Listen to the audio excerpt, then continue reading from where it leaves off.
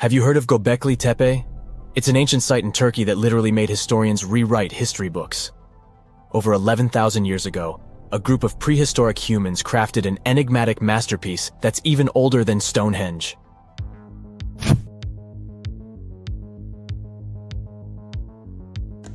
Before its discovery, archaeologists believed that people didn't know about iron and weren't good at making pottery. They were sure that settled life only emerged with the need for agriculture. But Göbekli Tepe changed this belief.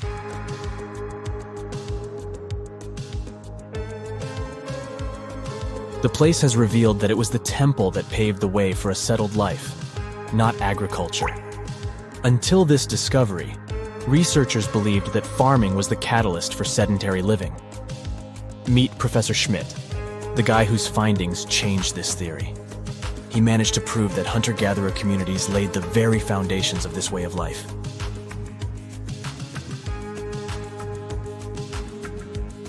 Back in the 1960s, other archaeologists visited the area, but they totally missed the mark. While surveying the region, they stumbled upon a hill with scattered limestone slabs and concluded it was just an old burial ground from medieval times.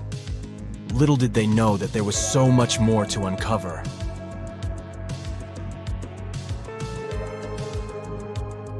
In 1994, Schmidt embarked on his own survey of prehistoric sites in the area. Surprise! He instantly realized he had discovered something truly extraordinary.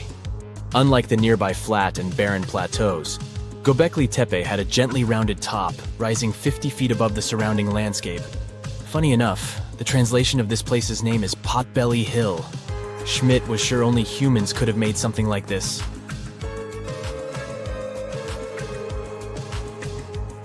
Those broken limestone pieces that were mistaken for gravestones turned out to be way more exciting. It was like stumbling upon a hidden treasure. The pieces took on a whole new meaning, and Schmidt with his team was about to dive into the secrets waiting beneath the surface. To their surprise, they found no traces of a settlement, no hearths for cooking, no houses, and none of those adorable clay figurines commonly found in nearby sites of similar age. However, they uncovered that those ancient people used tools like stone hammers. So, Schmidt and his team put their heads together and took a wild guess at the age of Göbekli Tepe's stone structures. Their estimation got backed up by some limited carbon dating done right at the site. The ancient vibes of this place were finally starting to make sense. It was like a puzzle slowly coming together.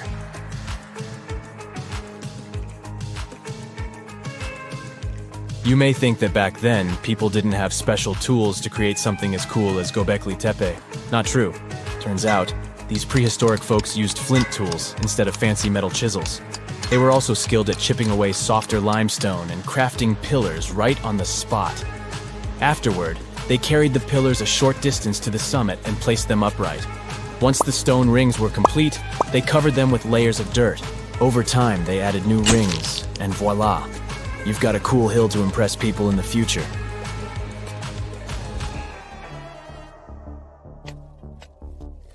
During their first year of excavation, the team went through 15,000 pieces of animal bones from wild creatures. These people didn't have pet animals or grow their own food. They hunted wild animals for their meals. But things were about to change, because the place had everything they needed to start farming. Scientists say they had wild sheep and wild grains that could be domesticated. And guess what? Just 20 miles away, geneticists found evidence of the world's oldest domesticated strains of wheat at a prehistoric village.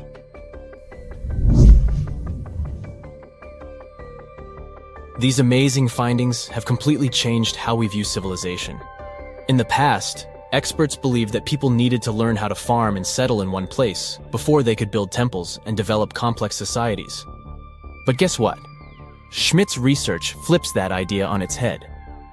He claims that the incredible effort put into constructing these astonishing structures actually set the stage for the development of advanced societies. It means that societal and cultural changes happened before agriculture.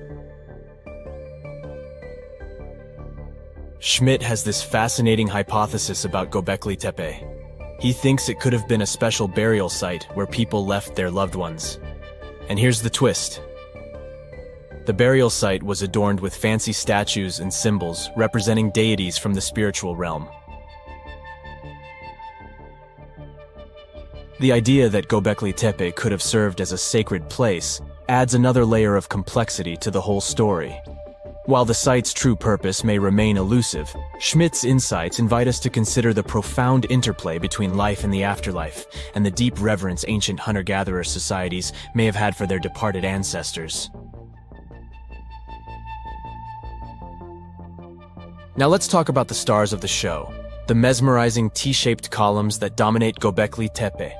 These mysterious structures range from 10 to 20 feet tall and most likely represent stylized human figures. But one figure stands out from the rest, the three-dimensional lion relief. This depiction really fires up our imagination. Why? Because it hints at the possibility that lions roamed Anatolia during the Neolithic period.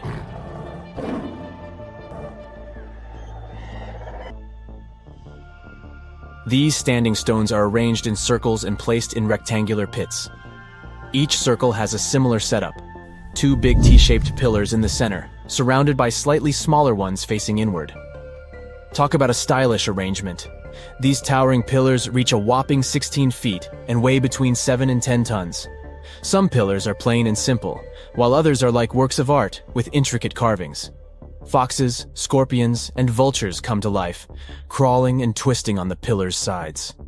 But it's not just animals depicted on these stones. Some pillars have abstract shapes representing humans, and even small carvings of clothing items. Some of them even have belts. Now, there's one pillar that stands out from the rest like a rock star. This super old stone pillar suggests that a comet crashed into Earth. It happened during a chilly period that lasted about 1,000 years. Previous studies examining Greenland ice cores hinted at this comet theory, but now the carvings at Göbekli Tepe prove it right.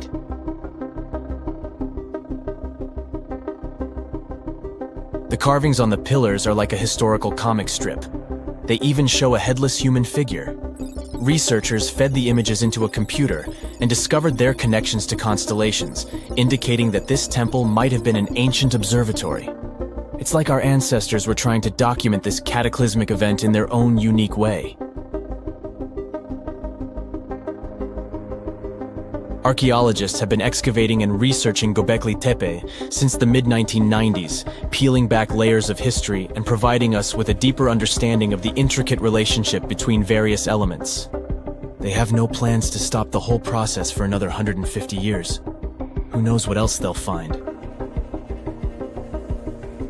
You see, Göbekli Tepe has been labeled purely as a ritual site with no signs of domestic activities. We were led to believe that the absence of water meant it couldn't support semi-sedentary communities. But scientists believe it's time to shake things up and approach Göbekli Tepe with fresh eyes.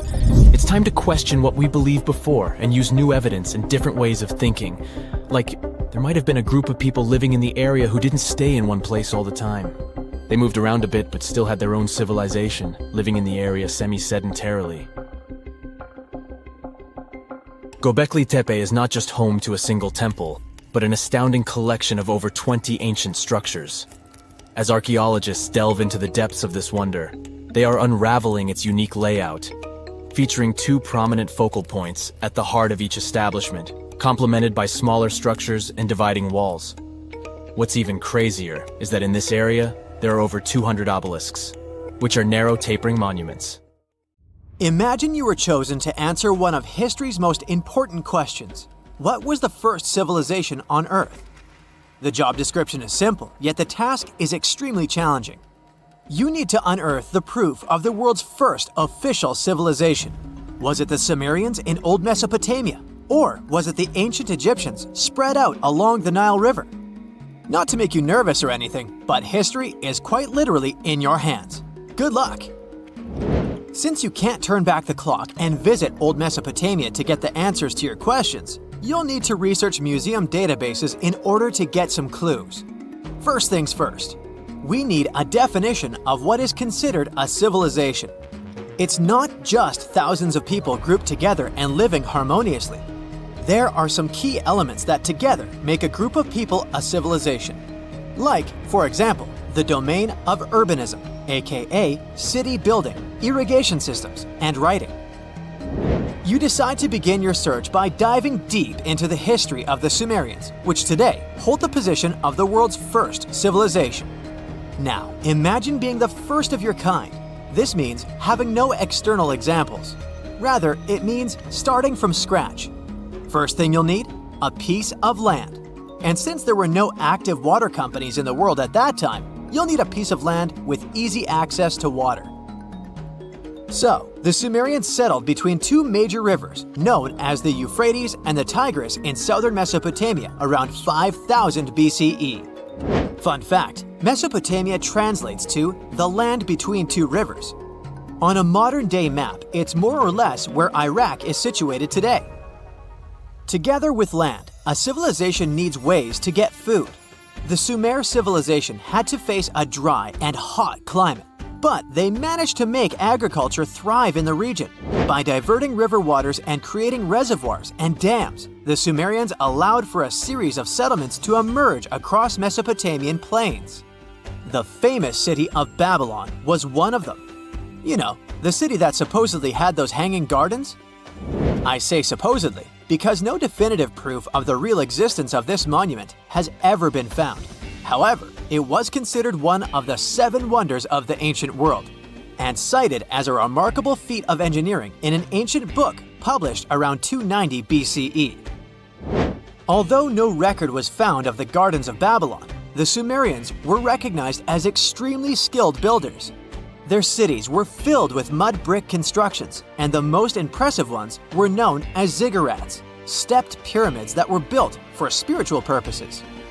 The Sumerians built a trade network to supplement scarce resources and started to exchange goods with civilizations rising nearby, like Anatolia and Egypt.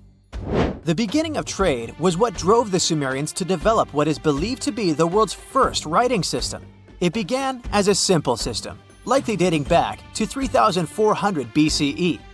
In this system, each syllable was represented with a drawing. Later, it gradually evolved into a fully formed cursive writing system. Don't believe me? Take a look at this piece from the Babylonian times. This huge basalt plaque is called the Hammurabi Code. It's known to be humanity's first collection of written laws. As far as the story goes, it was carved in volcanic stone around year 1760 BCE. Look at the precision of these carvings. It's quite astonishing.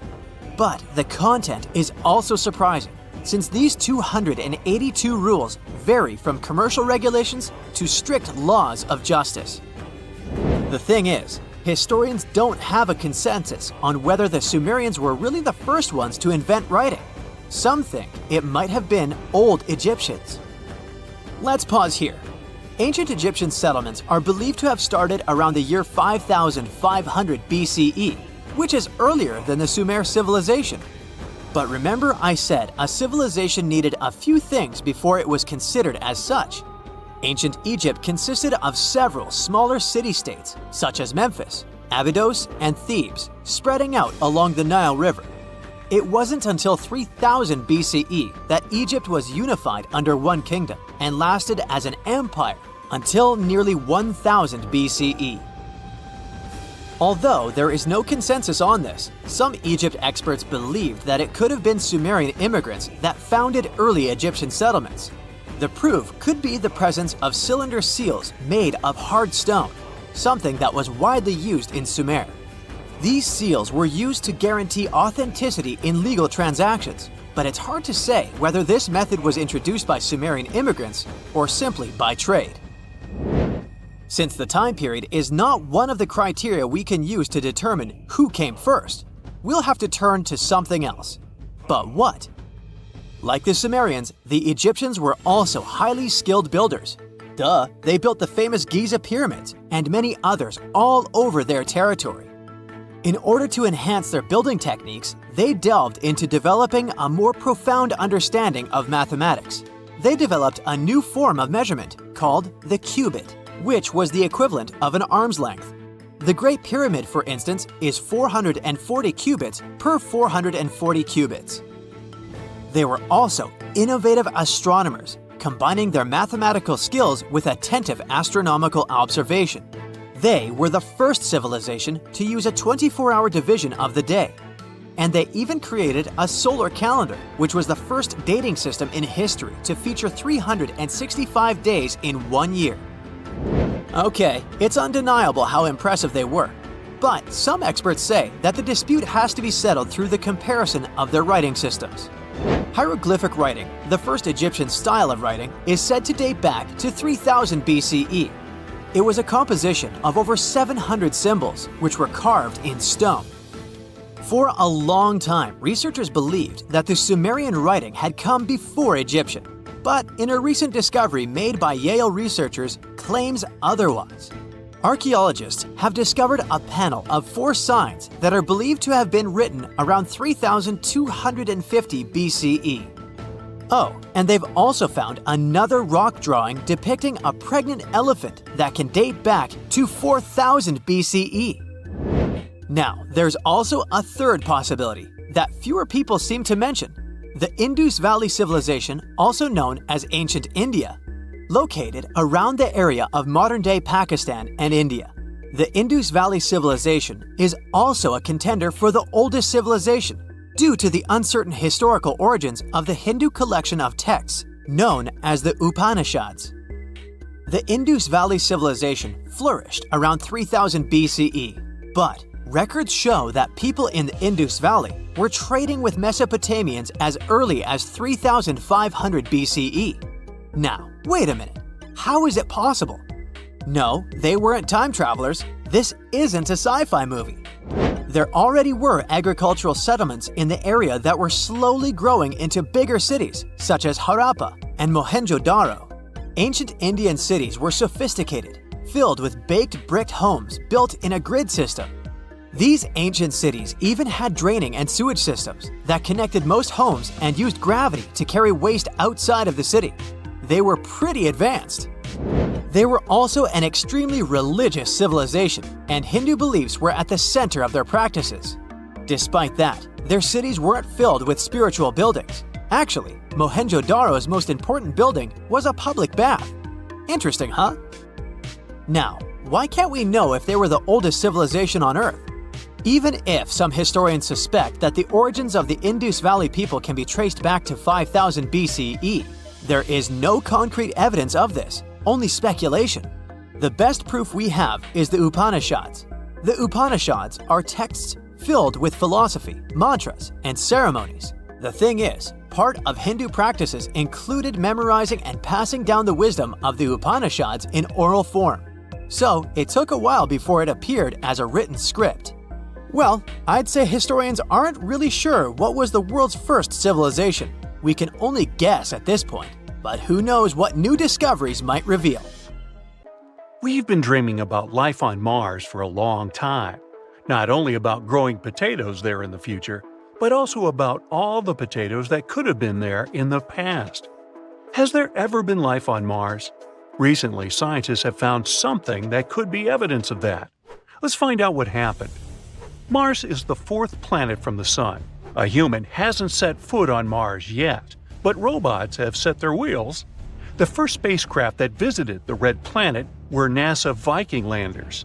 They flew there back in 1976 and sent us a lot of interesting data. Back then, we didn't know anything about Mars.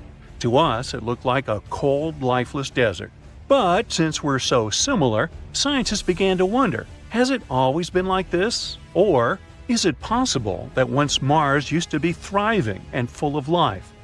And in 2022, NASA's Mars rover Perseverance found something that could shed a light on this mystery. But first of all, what is Perseverance? Scientists have suggested that if there was life on Mars once, it's unlikely that it could simply disappear without a trace. It must have left some traces, perhaps underground, where they would be protected from radioactive solar tantrums and other nastiness. So we need to check the rocks. It's important to note that we aren't looking for life on Mars right now. There most likely isn't any. Instead, we want to look into the distant past of our twin planet. We're talking billions of years ago, when Mars could have been warm, green, and far from lifeless. In other words, we have to find dead microbes and various chemical compounds similar to ones on the Earth. This is the mission of our main character, Perseverance. It arrived on Mars in February of 2021.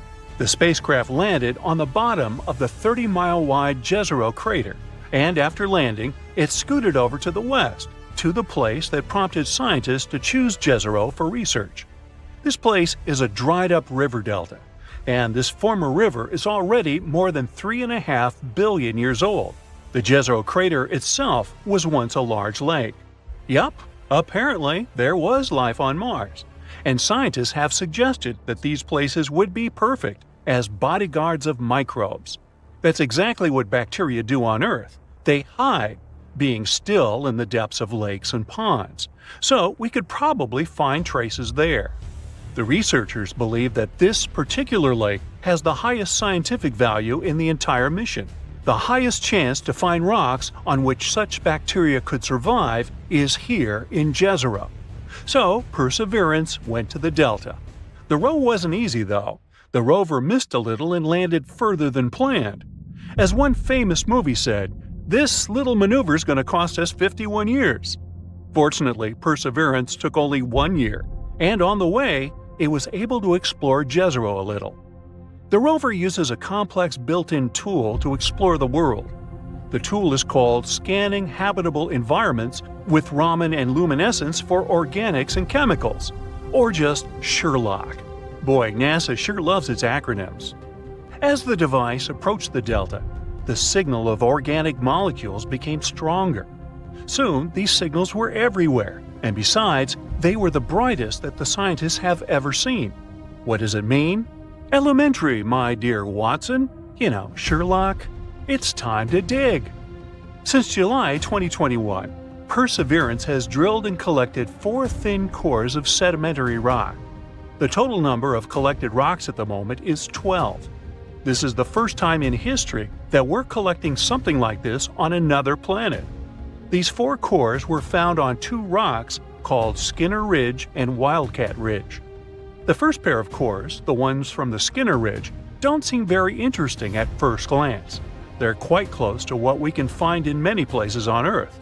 However, if we look at them closer, we'll see that they're dotted with round grains of some dark material. These dark grains could have once been deposited on them by an ancient river, the same one that flowed into Jezero.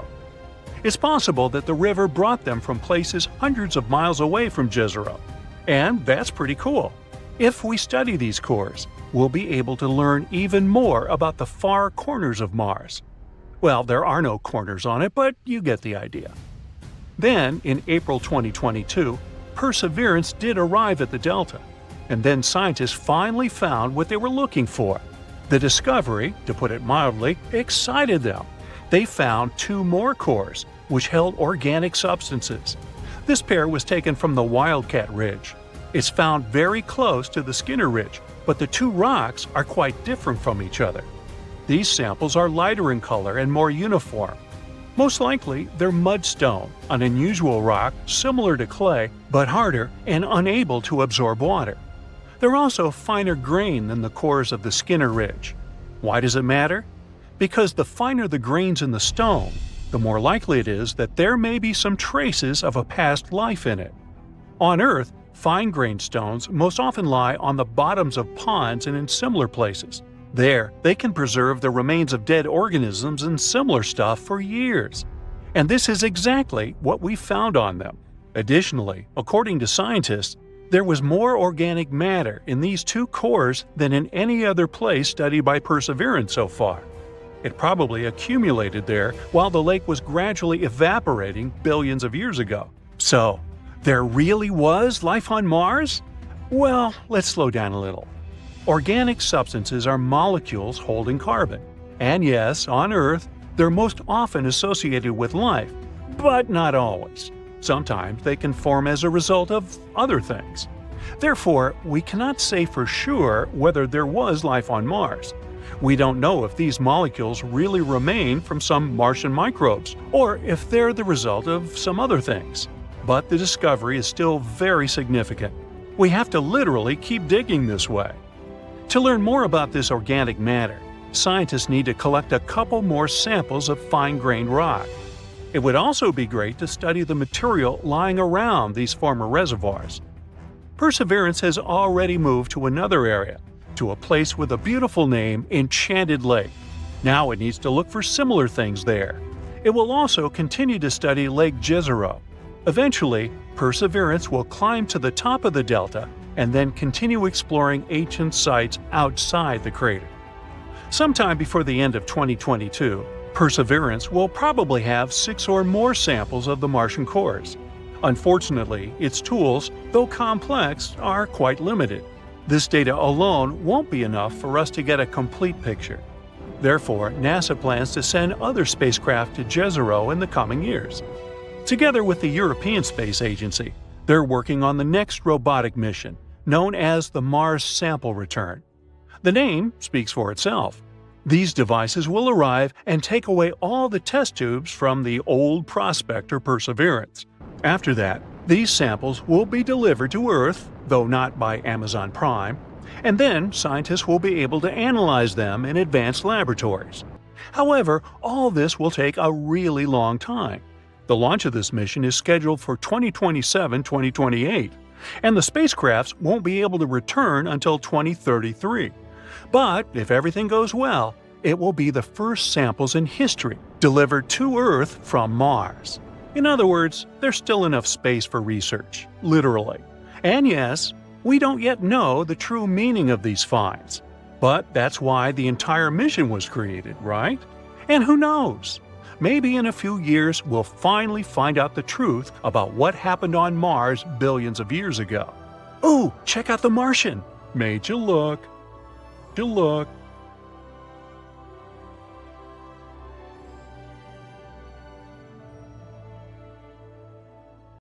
You decided to go scuba diving for the first time. The water is clear and the sun is shining on the seabed. You take a few selfies and the fish swimming by when suddenly the ocean goes pitch black. You look up and, oh my, what is that gigantic animal? It's definitely not a shark, not a whale. Is it a turtle? Yup, but fear not, it's not gonna hurt you. If you had lived on this same Earth about 72 million years ago, then maybe this could have really happened to you. Scientists have recently found the fossils of a gigantic marine turtle that could have grown as big as 12 feet. If you don't have any idea of how big that is, let's see some examples. That's the average length of a hippopotamus, 6 golden retrievers, or 2 Michael Jordans stacked on top of each other. The turtle's scientific name is an homage to that old-school sea monster called Leviathan. Maybe you remember this from old-school history lessons.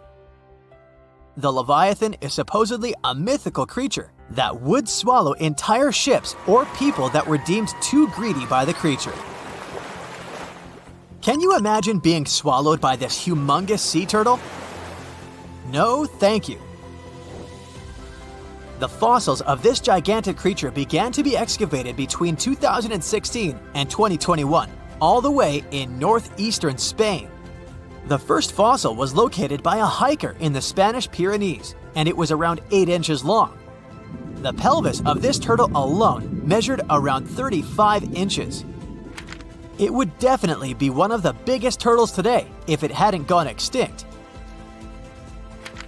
FYI, the largest living sea turtles today can reach up to 6 feet in length, which is already pretty big. Now, how about a gigantic prehistoric scorpion? I bet most people here are not huge fans of these creatures, especially since they're poisonous. Which is why the thought of a 9-foot-long aquatic scorpion might be the stuff of nightmares.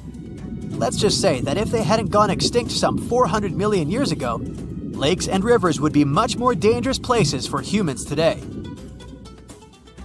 These gigantic insects were considered to be apex predators in their time, hunting everything from fish to other animals, even of their own kind. Yikes! I got goosebumps just imagining these creatures. Should we thank the asteroid that hit our planet now or later on in this video?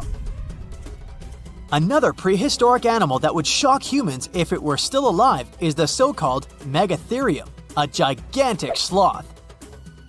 This huge sloth is believed to have grown up to 20 feet long, and its weight could be up to 8,000 pounds.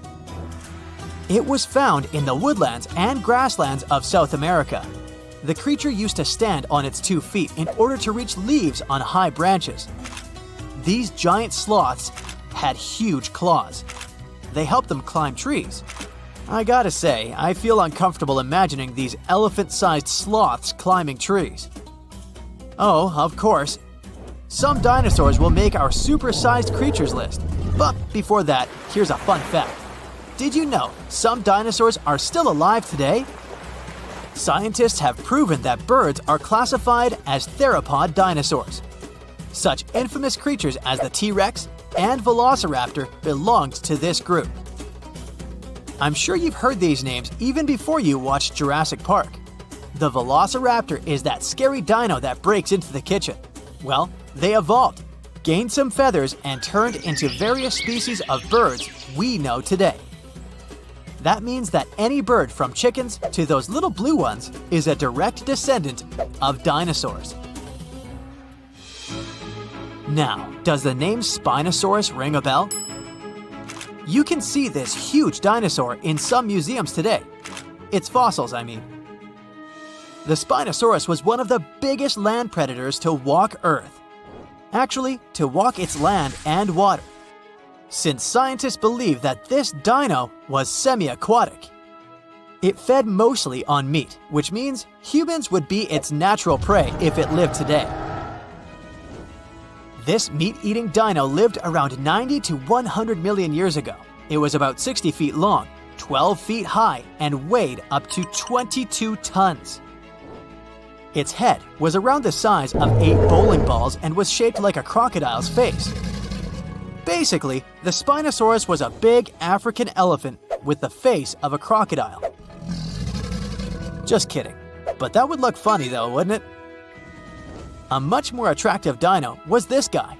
It's considered to be the largest dinosaur that has ever lived on our planet. What made it so big was its extremely long neck and very long tail. You wouldn't want to stand behind this creature, believe me. If it decided to swish its tail, you'd get catapulted very far away. This creature lived around 100 million years ago, and its fossils were first found in Argentina around 2012. The dino measured 120 feet from head to tail, which made it almost as big as an American football field in width. And have I mentioned it weighed almost as much as a space shuttle?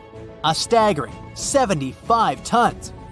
If it had been a carnivore, it would have probably been the greatest predator. But this big guy was a peaceful herbivore that had such a long neck that it could eat leaves from high trees. Cute, right? We must also talk about the Shastasaurus.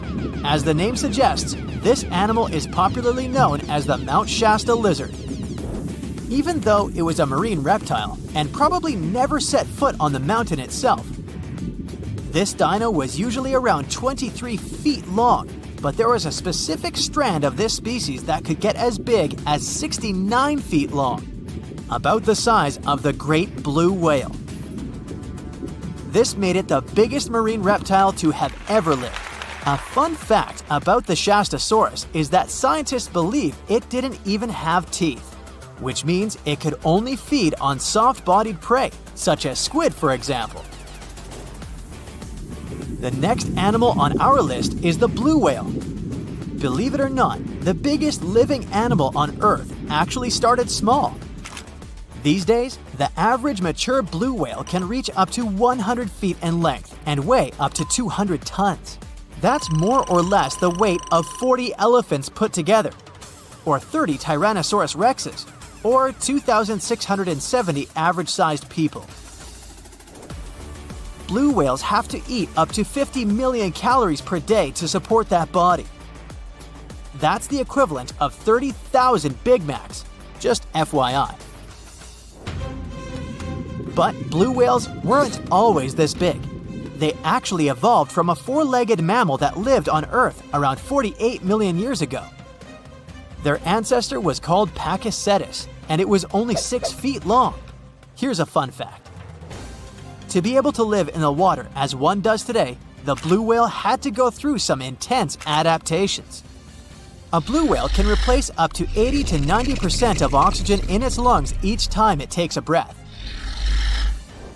A human replaces only up to 15% for comparison. It allows these animals to dive for up to 1 hour at a time, down to a staggering depth of 330 feet. Elephants were bound to make the list. Elephants are currently the largest land animals on Earth. They can grow to be about 13 feet tall and weigh up to 7 tons. That's pretty small if we compare it to the other animals that once lived on Earth, right? But if we placed a 6-foot-tall human next to an elephant, we'll see it's not at all that small. African elephants are bigger than their close relatives, Asian elephants, and they have a similar lifespan to humans, up to 70 years. Pokemon might have made us collectively wish that salamanders were real-life dragons, although they're not. They can still be pretty cool, though. There's a giant species of salamander that is known to be the largest living amphibian. They can grow to be as long as a regular-sized human, reaching up to 6 feet. I bet that wouldn't be a pleasant underwater encounter. The ancient city of Taposiris Magna is hidden on the northern coast of Egypt. These days it has very little of its former glory, but what lies beneath it may hold the secret to uncovering a famous mystery, that of Cleopatra, the most memorable Egyptian queen in history. The recently discovered tunnel is also known as a geometric miracle for its time. Excavations have uncovered a 43-foot-long structure below the ground, which is partially submerged in water. Its shape and construction technique are similar to that of the Eupalinos Tunnel, another amazing ancient discovery. This one is located in Greece and was built by excavating simultaneously from 2 points, aiming to have them meet in the middle. The use of math and geometry to make this construction was astonishingly precise for those days, more so since it was built near a mountain. Archaeologists that have been working on the Taposiris Magna site since 2004 believe this tunnel may lead to the lost tomb of Cleopatra. The clues they found so far seem to back up this theory. For starters, the city and its temple were built by one of Cleopatra's ancestors, Ptolemy II. All the architecture seems to indicate it was dedicated to the ancient spirit Osiris and his queen Isis. Throughout her reign, Cleopatra did try to associate herself with Isis, so it may be no surprise she chose this location as her final resting place. Scientists have yet to pinpoint Cleopatra's tomb, but research continues with the help of modern technology. To study this location better, archaeologists have even used a special device called ground-penetrating radar. This tool allows us to analyze what lies beneath the ground without being intrusive. Since this tunnel is so old, research needs to be done very delicately. Seeing pictures of what's underground before you start digging is incredibly useful and has been done here since 2011. Finally discovering Cleopatra's tomb may help us piece together her story, especially what might have happened during the last portion of her life, which is still surrounded by mystery. We still don't know the exact cause of her passing. Some believe she may have let herself be bitten by a poisonous Egyptian cobra. Others have suggested that she was well accustomed to toxic substances, even hiding some in her hairbrush in case she ever needed it. But that's not to say she chose to use it on herself. We do have a lot of other interesting information on Cleopatra that's equally as impressive, like the fact that she had a stylist. Most of the images you've seen depicting this famous queen show her wearing black eyeliner. This look was put together by Airas, a woman known to have been her personal beautician. She traced the long line from her eyes to her temples, a makeup technique still used today to enhance the eyes. Airas was an important figure throughout Cleopatra's life, known also as her confidant and close friend. There are even theories that suggest Airas was there by her side when she passed away. Despite her well-thought-out looks, Cleopatra wasn't as pretty as she's described. Or at least, that's what recent research has pointed out. Sure, if we look at movies and modern imagery, she's depicted as this incredibly beautiful woman with symmetrical and delicate features. However, if we look at coins showcasing her image from back in the day, her looks are rather average. Her image on the coins might have been adjusted, too, to make the queen look stronger in the eyes of her people. So there is no trusted source available to confirm her image, but her description in most pieces of ancient literature speaks of her other qualities, like her voice and personality, not of her beauty. Cleopatra might have been the most famous Egyptian queen to this day, but she wasn't the first choice. She did have an older sister, Berenice, that was initially supposed to take the throne. Berenice passed away before she could do that, so Cleopatra took on the role and began investing in her education. She traveled throughout the country quite frequently, so she could become accustomed to her people and their needs. She was only 18 when the responsibilities were passed down to her, and immediately gained popularity because of her intelligence and education. Her taste in literature was quite good too. She was known to be a fan of Homer, the famed Greek philosopher and poet. Cleopatra loved to write as much as she loved to read. There are even claims that she wrote a book on medicine and cosmetics, but we have no evidence to this day that such work ever existed. Part of being a great leader back then meant you had to speak multiple languages. Cleopatra clearly understood that, and that's why she's rumored to have known many languages to varying degrees. Some archaeologists suggested she spoke Greek, Egyptian, and Ethiopian, as well as many Arabic dialects. She might have even spoken Latin, but there's little evidence to support this claim. She might not have had angelic looks, but Cleopatra was really careful with the way she looked, even with her diet. She was known to have enjoyed simple meals, including a variety of fish. Since she lived close to the Mediterranean Sea, it's really no surprise. As a treat, she liked to eat stuffed pigeons, which she also served to her guests. Other dishes on the menu included vegetables and fava bean soup. Fruits and nuts weren't missing from her diet either, and she was also a big fan of honey. Recently, a team of experts has even tried to recreate her famous perfume. Think of it like the ancient equivalent of Chanel No. 5. Cleopatra was known to be a fan of luxurious scents, which she believed could even influence how people treated her when they met. The basis of this scent is myrrh, a resin gathered from a local tree. Other ingredients added to the mixture were also found back in the day, like cardamom, olive oil, and cinnamon. The results may not be quite as delicate as the perfumes we know and use today. Its consistency was way thicker, and the scent lasted way longer. When she was at the height of her power, Cleopatra might have been the richest person in the world. Back in the day, she ruled over a territory that stretched across the Mediterranean, from modern-day Libya in the west through Egypt to Syria in the east. This is the largest territory ever ruled over by a woman. In today's currency, her worth might have been somewhere around $95 billion. The calendars we use today may have been introduced by Cleopatra herself. She presented the idea of leap years and leap days to Caesar, the Roman emperor she was known to have been close with. Taking her advice, Caesar made these adjustments part of the official Roman calendar. The ancient Egyptians already knew the year was longer than precisely 365 days. They discovered this by studying the brightest star in the sky, called Sirius, and concluded that a year is actually 365 and 1/4 days long. It was Elizabeth Taylor that famously introduced Cleopatra to pop culture when she played her in the 1963 film bearing the same name. Up until that point, it was the most expensive film ever made. It was originally supposed to cost somewhere around $2 million, but ended up costing a mind-boggling $44 million. That's mostly because of script and production issues. To make this iconic movie, producers created 79 sets from scratch, as well as over 26,000 costumes for the cast. Elizabeth Taylor's Cleopatra costumes alone cost somewhere around $200,000. Thankfully for the producers, the movie made headlines and was well received by critics, making it a box office success.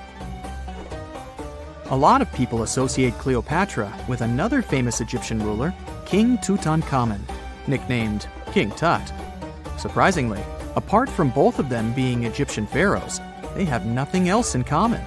For starters, King Tut lived around 1,300 years before Cleopatra did, and there is also no connection regarding their ancestry. Cleopatra had Macedonian Greek roots, while King Tut was a native Egyptian. If you somehow fell into a black hole, it might change your future and erase your past. Well, at least theoretically. Let's start with the real world we live in. Here on planet Earth, your past can definitely define your future. But imagine you're not on Earth, but somewhere out there in the endless universe, and you stumble upon a certain type of black hole. The one that a UC Berkeley mathematician found.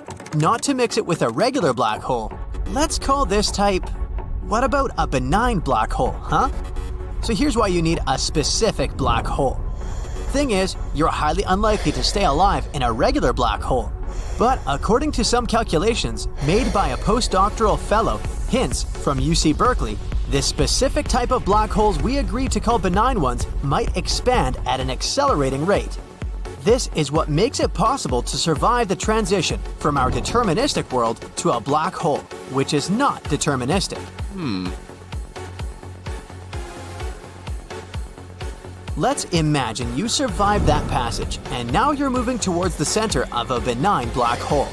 It's impossible to picture what's inside, and if you, as a traveler, could actually get into a black hole, you'd never be able to communicate to the outer world what interesting things are hidden in it. But it's not what interests us for now. We need to know how to get rid of the past. Hinz, the mathematician you already know, studies non-rotating black holes that have an electric charge. The most important thing about them is that besides the event horizon, they also have the Kachi horizon. And here's the point. The Kachi horizon is the place where so-called determinism simply breaks down. This may sound too scientific, but let me explain it to you. The Kachi horizon is the place where your past doesn't determine your future any longer. So, here's a mathematically proven and apparently working method of how to get rid of your past. All you need to do is get into space, find a specific black hole, make it to the center, and get to the Kachi horizon. However, if it sounds too complicated, you can simply try not to make mistakes here on Earth.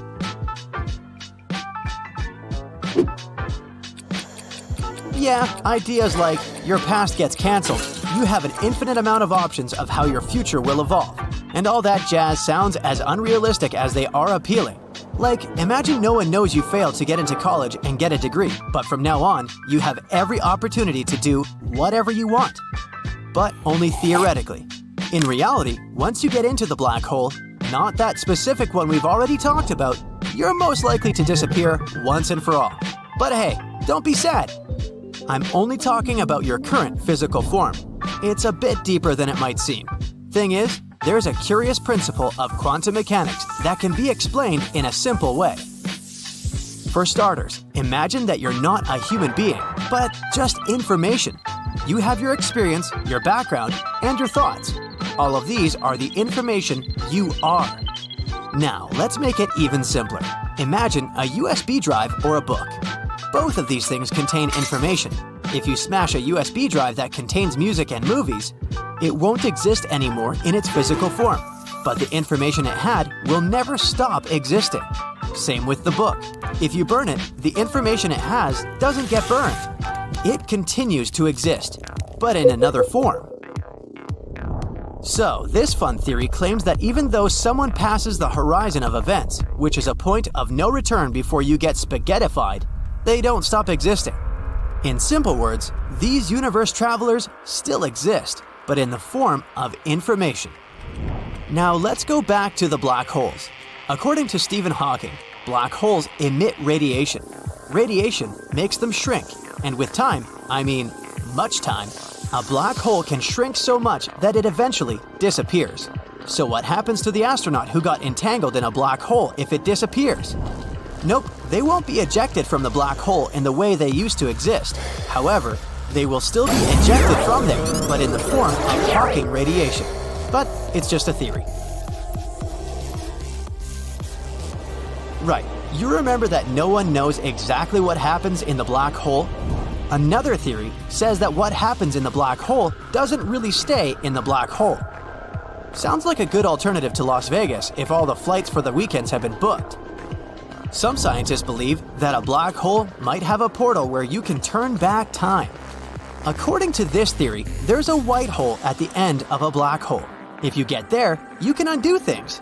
Like, you broke your mom's favorite vase? Hop into the white hole and it'll be as good as new there. You cooked a scramble and made a fresh orange juice, but somehow lost your appetite. It's not a problem if you cook it inside a white hole. Voila! The eggs are unbroken. The oranges are uncut and juicy again.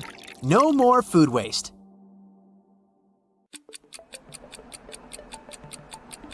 Alright, turning back time sounds really cool, so I guess we might actually need a black hole to help us out.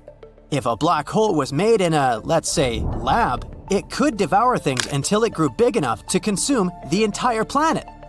First, it would munch on the Large Hadron Collider, which might possibly create something similar to a black hole here on Earth. Next, Geneva, where the Large Hadron Collider is located.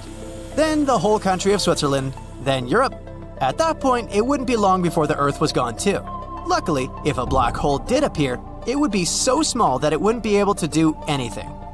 Black holes actually produce a lot of energy and release it, often as heat, like a furnace. That means they will fade away when they run out of fuel. Even if a stable microscopic black hole was created, it would grow so slowly that nothing would happen. Assuming that it survived long enough to absorb the tiny particles around it, a black hole of this size would take super long to get even a pound of weight. I won't be around then. But a black hole on Earth could be a great thing. Even a relatively small one may emit enough energy to completely power humanity. We're talking a lot about food, huh? Let's not forget about spaghettification. The concept is quite simple, by the way. It's all about gravity. Imagine you're playing with chewing gum. With your force, you could easily stretch it so instead of a regular piece, you can get a long and thin one. The same happens to you. Black hole force is enough to stretch you as if you were a piece of chewing gum. Gravity holds you tight on one side, which makes you stretch. You may wonder, how come you don't get spaghettified on Earth if there's gravity too? Easy peasy. It's just too weak to do that with you. If you asked a butterfly to stretch the gum, would it be able to do that? Not likely. Their tiny limbs are just too weak. Same here. The Earth is just too weak compared to a black hole. So if you were wondering whether you'll ever reach 6'6", it may never happen on Earth. But once you're in a black hole, you can go far beyond those mere 6'6 inches.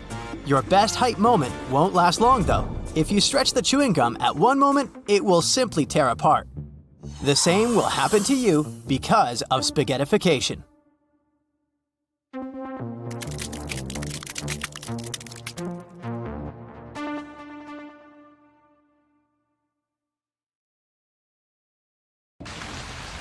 No matter what happens, don't stop! We almost got it! Two treasure seekers are digging frozen ground in a cornfield at night. It's raining hard, lightning is flashing, but these two guys keep working. And now the shovel hits something solid. No way! A treasure chest! They start digging faster and find a piece of a ship's engine. What the? Far from the seas and lakes, somewhere under the fields of Kansas City, they found a giant sunken ship. How is this possible? Now you'll see. Some people spend their lives searching for shipwrecks with treasures underground. One of them is explorer David Hawley. He's been looking for such ships far from the seas, rivers, and oceans for many years. He does this because he likes the feeling of adventure.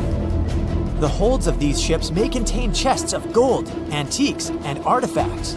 And you can get a lot of money for them. David says you don't have to go into the ocean to find a sunken ship. they may be lying in your backyard. But why do ships end up buried underground among fields, farms, and plains?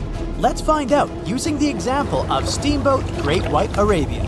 According to old records, the newspaper clippings, this ship had been carrying about 200 tons of treasure before it sank in 1856. Many rumors and local legends said the ship was lying underground a few miles northeast of Kansas City. It was there because people deliberately altered the riverbed and channels of the Missouri River in the second half of the 19th century. They artificially brought the shores closer to each other. They narrowed the river to increase the flow's speed so boats could sail much faster. In the 19th century, steamboats were the most popular means of transporting passengers and goods. Before railroads, they extended the western border across the Mississippi and Missouri rivers and brought supplies to people. That's why it was so important to increase the speed of their movement. So, on September 5, 1856, Arabia was sailing along such an estuary. It came across a snag sticking out of the water. A piece of log quickly flooded the ship. Fortunately, all passengers were evacuated. But the steamer and its precious cargo reached the silt bottom of the Missouri River in a few minutes. Several years had passed. Everyone forgot about the vessel. During this time, the course of the Missouri River had changed. But Arabia remained under the wet, muddy bottom. The soil level above it was getting higher, and the ground was losing moisture. Eventually, many decades later, a cornfield formed above the sunken ship. In the 1980s, one farmer owned this area, and he had no idea what was hidden in his territory. David Hawley carefully studied the history of the sunken ships of the USA. He knew that hundreds of steamers had gone underwater all over Missouri, but most of all, he was interested in Arabia, as there were rumors that it was filled with gold and other valuable things. The territory of cornfields in Kansas was vast, but David Hawley knew how to search properly. In 1987, he started working, first together with his brother and father. They collected all the clippings from old newspapers they could find. They were looking not only for information about the steamer, but also for maps of the Missouri River. They tracked its historical changes, checked the dates, and identified a large area where the steamer sank. Next, they used electromagnetic testing and other geological stuff to study the soil and find the right place. They searched for differences in ground moisture and density. Then, they went through the territory with powerful metal detectors. And so, by the fall of 1988, they had determined the location of the steamer. Arabia was the size of a football field. This gigantic vessel lay 45 feet underground, 4 stories down. But before they started excavating, they had to ask the owner of the cornfield for permission. For the farmer, this news was a big surprise.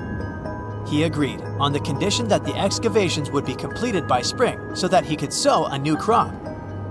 Digging a giant ship in winter is much more difficult and expensive than at other times. It includes additional equipment, electricity, and heating costs. The team worked day and night. They financed the excavations out of their own pocket. Each invested more than $10,000 and took out a bank loan. Finally, they noticed the first details of the ship. The shovels hit the huge engine boilers and the deck. The goal had been achieved. Most of the cargo lying inside the sunken ships is covered with rust, shells, mud, and is badly damaged. The contents of Arabia were in excellent condition, considering that the ship had sunk 130 years prior. Unfortunately, they didn't find the chests of gold. Still, they got several tons of other valuable cargo, household items of people who lived in the middle of the 19th century. It was a time capsule. The ship was carrying supplies for hundreds and thousands of people, and all these things were perfectly preserved. For example, they could clearly see the brand stamp Goodyear Rubber Company on one rubber shoe. The longer the excavations continued, the more things David and his team found. In the barrels, they found plates from the 19th century. They were intact and usable. Also, there were clean clothes, thousands of pairs of shoes, harpoons, frying pans, and umbrellas. The ship was carrying cargo to supply about 16 small towns. Yes, it's not gold, but such artifacts are also precious. The contents of the ship could be worth millions. However, the crew wasn't going to sell these things. They made a museum on the site of a former fruit market in Kansas City. If you go there, you will immediately feel like you're in a department store of the 19th century. There are thousands of items in good condition. Even the matches here are dry enough to light up. It took David many years to present the entire collection from the steamship. He values each of the items and doesn't want to sell them. Anyone can come here, pay for a ticket, and find themselves in the past. Who knows, maybe there's an old ship hidden in your backyard too. Geologists found an older vessel in the hot desert of Namibia in 2008. This ship sailed back in the days when pirates scared sailors on the seas, and now it's inside a dried-up lagoon. The ship sailed from Lisbon in 1533 and disappeared with the crew near a small diamond mining town. After almost 500 years, the hull had been badly damaged. Only the carcass of the ship remained, but the treasure hidden inside the vessel stayed intact. They carefully studied the boat for a long time, trying not to ruin anything. And then, 5 days later, they found a big old chest in the hold. Carefully opening it, they found gold coins there. Thus, the cost of the ship was estimated at about $10 million. The exact cause of the shipwreck is unknown, but experts believe the ship was destroyed by heavy cargo and bad weather. It went to the bottom of a lagoon that later became a desert. Some find an airplane in their backyard, others discover a ship, and one man found a passage to an ancient secret city in his house. This happened in Turkey in 1963. The owners of the building decided to make repairs. He went to his basement and knocked down the wall to turn this place into a living room. And so, behind one wall, he found a tunnel leading underground. The man thought it was some kind of a secret chamber. He went down there and realized it was something much more than that. It was an ancient city 18 floors deep. People built it in the years 780 to 1180 as a refuge from weather disasters and the invasion of enemies. This place also includes many underground tunnels that stretch for several miles in different directions. People could get to the town from different points using secret passages leading to these roads. The city can accommodate about 20,000 residents, livestock, and tons of food supplies. Archaeologists have also found a chapel, schools, stables, and public kitchens there. The story goes that two Mayan twin boys loved to play ball. Sure, they were really good at it, but they also made a lot of noise when playing. The lords of the underworld soon became bothered by the sound and summoned the two boys to the underworld, a place the Mayans called Xibalba. As soon as the boys reached their gloomy destination, the lords of the underworld began putting them through a series of tests. Soon enough, the inexperienced twin boys failed the tests and lost their lives. But this was not in vain. This sad event resulted in the appearance of a beautiful fruit tree. Soon enough, a young woman saw a beautiful fruit on this tree and reached up to pick it. Legend has it that soon after that, she gave birth to another set of twin boys named Hunahpu and Xibalba. Just like their ancestors, these twins were great ball players, but they were equally as loud, and the lords of the underworld became annoyed again. They decided to ask this pair of twins to come to play a game in the underworld, hoping to get rid of them too. When the twins arrived, the Lord sent them through a number of frightening places. The first one was the House of Gloom, which was very dark. They then passed through the House of Knives, where they had to avoid getting injured. The twins then built a fire in the House of Cold, so that they didn't freeze, and ran through the House of Jaguars, where they tricked the animals into not eating them.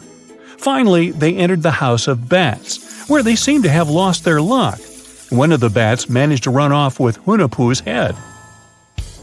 The lords then challenged the twins to play ball with them, but the boys were clearly at a disadvantage.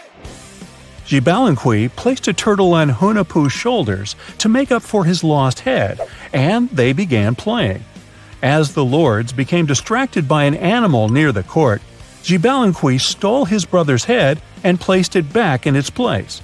Much to the annoyance of the lords, the twins were now able to tie the game. Hunahpu and Xibalunqui continue to perform a series of tricks for the lords of the underworld. One of them involved Xibalunqui injuring Hunahpu and then bringing him back to life. The lords were so impressed by the twins' performance that they asked them to do the same trick on them. Of course, the twins agreed, but after performing their trick on some of the lords, they refused to revive them. Seeing what had happened, the lords of the underworld admitted defeat and begged for their lives, promising not to intervene in the lives of people ever again. Hunahpu and Xibalunqui were happy to have avenged their ancestors and gained the respect of the lords. Legend has it that the lords of heaven were so impressed by the twins that they took them to live in the sky by turning them into the moon and the sun. The Maya civilization was one of the most dominant indigenous societies in history, and their folklore and traditions are still discovered and studied today. They used to live in a territory called Mesoamerica. It was made up of modern-day Mexico and parts of Central America like Guatemala, Belize, Honduras, Yucatan Peninsula, and El Salvador. They lived from 1800 to 900 BCE and up to 900 to 1500 CE.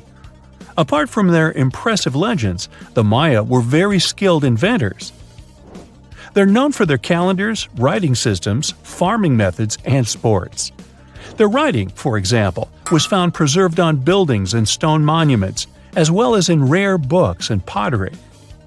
It's a system made out of more than 800 hieroglyphics in various combinations. Each of those signs was said to represent a syllable. Their writing system was deciphered by accident by Tatiana Proskorakov, an American woman who initially studied to be an architect. Since she didn't find a job in her field, she eventually became a Mayanist in her own right, despite not being academically trained.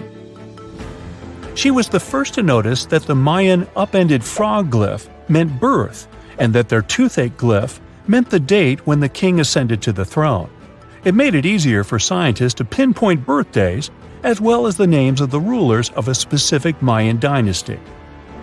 They also invented the concept of zero, which is seen as one of the greatest innovations in mathematics, physics, and human history altogether. Sure, even back then, people understood the idea of having nothing, but the concept of zero as a number is a relatively new invention. A fun fact about Mayans is that they really liked hats. The bigger your hat was, the more important you looked. Not only was it a sort of fashion statement, but it also made them look taller, which was a big deal for their aesthetic. The Mayans also came up with one of the most intricate and complex calendars in human history. It was the first to use zero as a placeholder. Their calendar ended on December 21st, 2012, which led some people to believe that it translated to the end of the world. Obviously, that was not the case. It just so happened that the date coincided with the end of a Mayan cycle of years. But you know, as advanced in science and astronomy as they were, they did make some mistakes. One of them was their belief that the world was flat. Their theory was that the four corners of the world were watched by the brother lords, who kept the sky from falling over their lands. Hats off for their menus, though, as they were well-known chocolate eaters. They turned eating chocolate into a form of art. The drink they made wasn't really like the hot chocolate we enjoy today, though. The recipe included mixing cacao with water, honey, chili pepper, cornmeal, and other ingredients to make a foamy, spicy drink. The ritual of drinking cacao was a crucial part of their celebrations. We're not done discovering all the amazing parts of their architecture and civilization. It was only a few years ago that a Maya pyramid was found at Tonina, in the Mexican state of Chiapas. It was estimated to be more than 1,000 years old.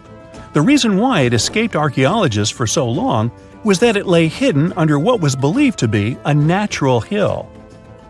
The ruins of two Mayan cities have been recently discovered in the Mexican state of Campeche. Why didn't we find them until now? Well, they were concealed by really thick vegetation, which made it difficult for archaeologists to reach them. The Mayans didn't just disappear. Their descendants are still around today, many of them choosing to live in their ancestral homelands.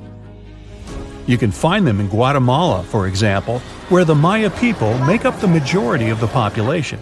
Overall, the Maya ethnic group contains people that speak different Mayan languages, such as Yucatec, Quiche, Quechua, or Mopan.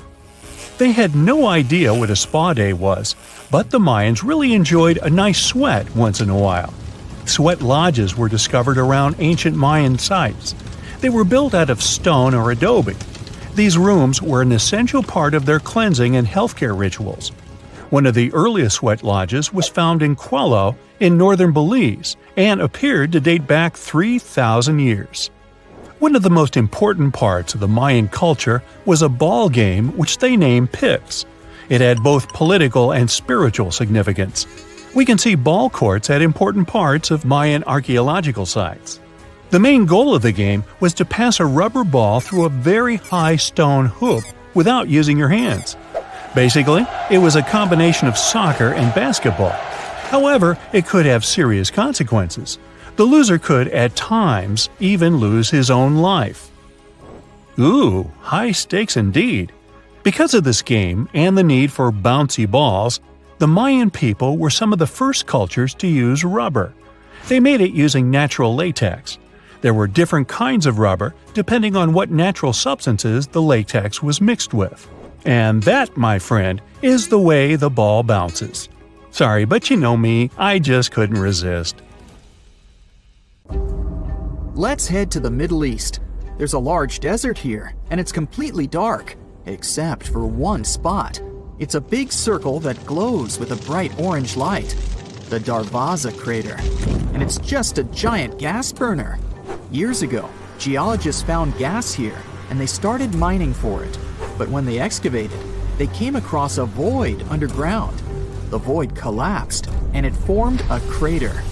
It's as wide as half a soccer field, and as deep as a 5-story building. Gas began to come out of the cracks in the crater, and since animals were often grazing near this place, the geologists decided to set these gas streams on fire to exhaust the source. Geologists thought the fire would be over in a day or two, but if you come here now, you'll see this gateway to the underworld is still burning, and it's been going on for almost 50 years. In 2013, a man descended to the bottom of the burning crater for the first time. He collected many different samples there, and scientists were able to find bacteria that aren't found anywhere else on Earth. They're quite comfortable at the bottom of this endless burning frying pan. In 2009, a man in L'Aquila, Italy, saw flickering lights dancing above the stone street. He immediately knew what to do and moved his family to a safer place. Only seconds later, a massive 8.3 magnitude earthquake hit the whole region. His knowledge of the strange lights saved his and his family's lives. So, what are those mysterious warnings? For centuries, people interpreted the lights as something otherworldly. The scientific community didn't take them seriously, just put them down to a false recollection, a mind trick, or pure imagination. With the introduction of surveillance cameras and smartphones, the amount of evidence grew enormously. Now the connection was obvious. Lights appear and an earthquake hits. So, experts finally started taking it seriously and started digging for the truth. But after years of research, to this day, geologists are still not fully sure what the source of the lights is. But they have recognized 5 types of them. Bright flashes that light up the sky, looking like storm lightning or a strong camera flash. Rays in the sky that can look like light columns. Different sized flames that come through the ground. Diffused glows over the mountains. And slow-moving balls of light that can be misinterpreted as ball lightning. Another equally little understood atmospheric phenomenon. These are literal balls of lightning that can float and explode, leaving a sulfuric odor behind. But unlike ball lightning, these spherical EQLs seem to be harmless, if you don't count what's coming afterward. But with all these types of lights, experts can't know how exactly they're connected to earthquakes. They don't only show up before one hits. Some have been reported during and after earthquakes. They can also appear with other phenomena, like meteorite crashes, volcanic eruptions, or auroras. For now, scientists can only come up with theories to explain the unexplainable. One of the recent ones claimed the lights were electric lines being broken during an earthquake. But this theory doesn't explain how the phenomenon was observed hundreds or even thousands of years ago. Like the ancient Chinese tale of dragon-looking clouds appearing in the sky as a warning of an upcoming quake. Or how an ancient Roman historian reported huge flame-like lights bursting out just before a huge earthquake occurred. The electric line theory was quickly dismissed. Another theory suggested it was escaping gas. During an earthquake, the underground rocks expand and shrink under pressure and heat. This opens and closes small spaces between them. Different gases make their way through these new openings. Radon, for example, can get released during seismic activity. It can ionize the air, making it electrically charged. But radon doesn't do it enough to create bright sparks of light. This theory is close, but doesn't quite hit the mark. One of the most accepted theories is that it might be from electricity traveling up from underground. When underground igneous rocks, ones that form from magma deep within the earth, are under stress, they release ionized, or electrically charged, oxygen. It travels through the surface and up into the atmosphere, where it creates a localized electric field. That can produce brief flashes of visible light. Some aren't even that quick, and can go on for minutes at a time. So, there you are. You've been driving for hours through the night. You didn't have any chance to sleep, so your mind is hanging by a thread. You stop the car and go out to stretch your limbs. And then, you look up into the sky and see a beautiful sunrise. Whoa, wait! There are 3 suns in the sky! You rub your eyes, but nope. There are still 3 bright stars in the sky. No, our home star hasn't been torn into 3 pieces, nor has it been visited by 2 other stars. This is called a sundog. It occurs mostly during severe frosts. Small ice crystals in the sky bend the light. As a result, you may see 3 bright spots in the sky instead of just 1. This phenomenon is officially called a halo. Usually, it's just a circle around the sun. You can even see a halo at night, too. Just look at a street lamp, and you'll see a bright circle around it. Sometimes, a halo can take on a fancier shape. If there's a lot of ice in the air, the light is warped even more, just like in a room with a dozen mirrors. Then, the halo can take on the shape of a human eye. Because of this phenomenon, a false dawn can occur too. While you're looking at the horizon, the dawn begins, and the edge of the sun appears. A little bit more, and wait, the sun starts to just dissolve in the sky. After a few moments, it's dark again. And only a minute later, the real sun shows its face. It was the same light curvature effect you saw before with the 3 suns. Only now, the light is curved vertically, not horizontally. And instead of the real sun, its reflection in ice crystals in the sky appeared. And now moving on. This cloud looks like a dinosaur, and this one looks like a cat. And this, whoa, it looks like these clouds are falling down. Oh, phew, that's just a mammatus cloud. Their shape really makes them look like chunks of cloud about to slam on the ground. Well, that's not going to happen, but you better start seeking cover anyway. Such clouds are a sign of a severe thunderstorm coming. It takes a lot of moist air with ice crystals at the top and dry air at the bottom to create such clouds. Then, vertical currents of air appear between these layers. And these currents make the clouds take the shape of a human brain. And this giant cloud looks like a dome that's going to cover an entire city. In fact, that's exactly what happens. A huge cloud covers a large area and then rains heavily on it. Sometimes, the front of such a cloud takes a bizarre shape, like in these pictures. It looks more like several giant spaghetti clouds, or even giant cloud worms. This phenomenon can often be seen in Australia, and it's called morning glory. It happens because a strong wind twists part of the cloud on both sides, and then the huge sheet of air dough splits into thick strips. And sometimes you can see clouds in the sky made of birds. Wow, that cloud moves quickly and changes shape. It becomes more transparent, but then denser and darker again. The birds seem to be involved in some kind of dance or performance, but they're not doing it for beauty or for the crowds of spectators gathered below. They're doing it for protection. When birds group themselves into such a cloud, they intimidate birds of prey. An eagle or hawk would have a hard time picking out a single target among the endless number of birds. And they move quickly, covering each other. Fish are huddled together in schools in the same way. Such a cloud might just spook a hungry predator. Grab some sunglasses and you're good to go. This phenomenon lasts around 40 minutes. These clouds are the same ones that can cause a spooky ring around the moon at night sometimes. Nature sends early signs of disasters in many different ways. J-shaped trees might mean there's a landslide coming. Since the ground is moving slowly, the trees grow into this super selfieable shape. Try to find a flat area and avoid going near any trees unless you have superhuman strength. Another mystical phenomenon can be seen in the desert, a sand waterfall. When the wind brings a lot of sand to the edge of the canyon, it begins to fall down. Now amplify this effect 100 times and you get a sand waterfall in Saudi Arabia. It's really like Niagara Falls, only there's not a drop of water. The locals say this phenomenon warns of an impending sandstorm. In 1996, one of the most vigorous snowstorms in history hit the east coast of the U.S.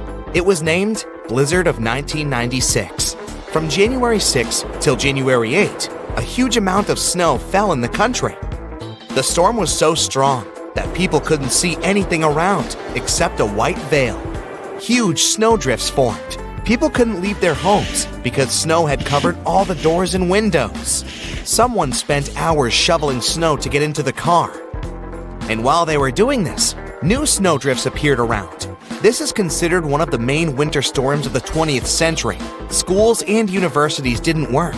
Shops, libraries, and cafes were closed. You could look out of the window and see nothing but a white ice wall. The wind lifted snow into the air and blocked the movement of cars. People abandoned their cars to hide in the nearest shelter, which created many miles of traffic jams. During the snowfall, hurricanes formed and destroyed buildings. Chaos reigned everywhere. People were afraid to leave their homes. Strong wind and rain forced rivers to come out of their mouths, which caused massive flooding in nearby cities. Many states lost millions of dollars because of the destruction. However, at that moment, the residents of one small town didn't notice the problem. The blizzard of 1996 covered almost all of Pennsylvania, but the weather was not so bad in Delaware County, aka Delco. Neighboring cities were attacked by the storm, but not this one.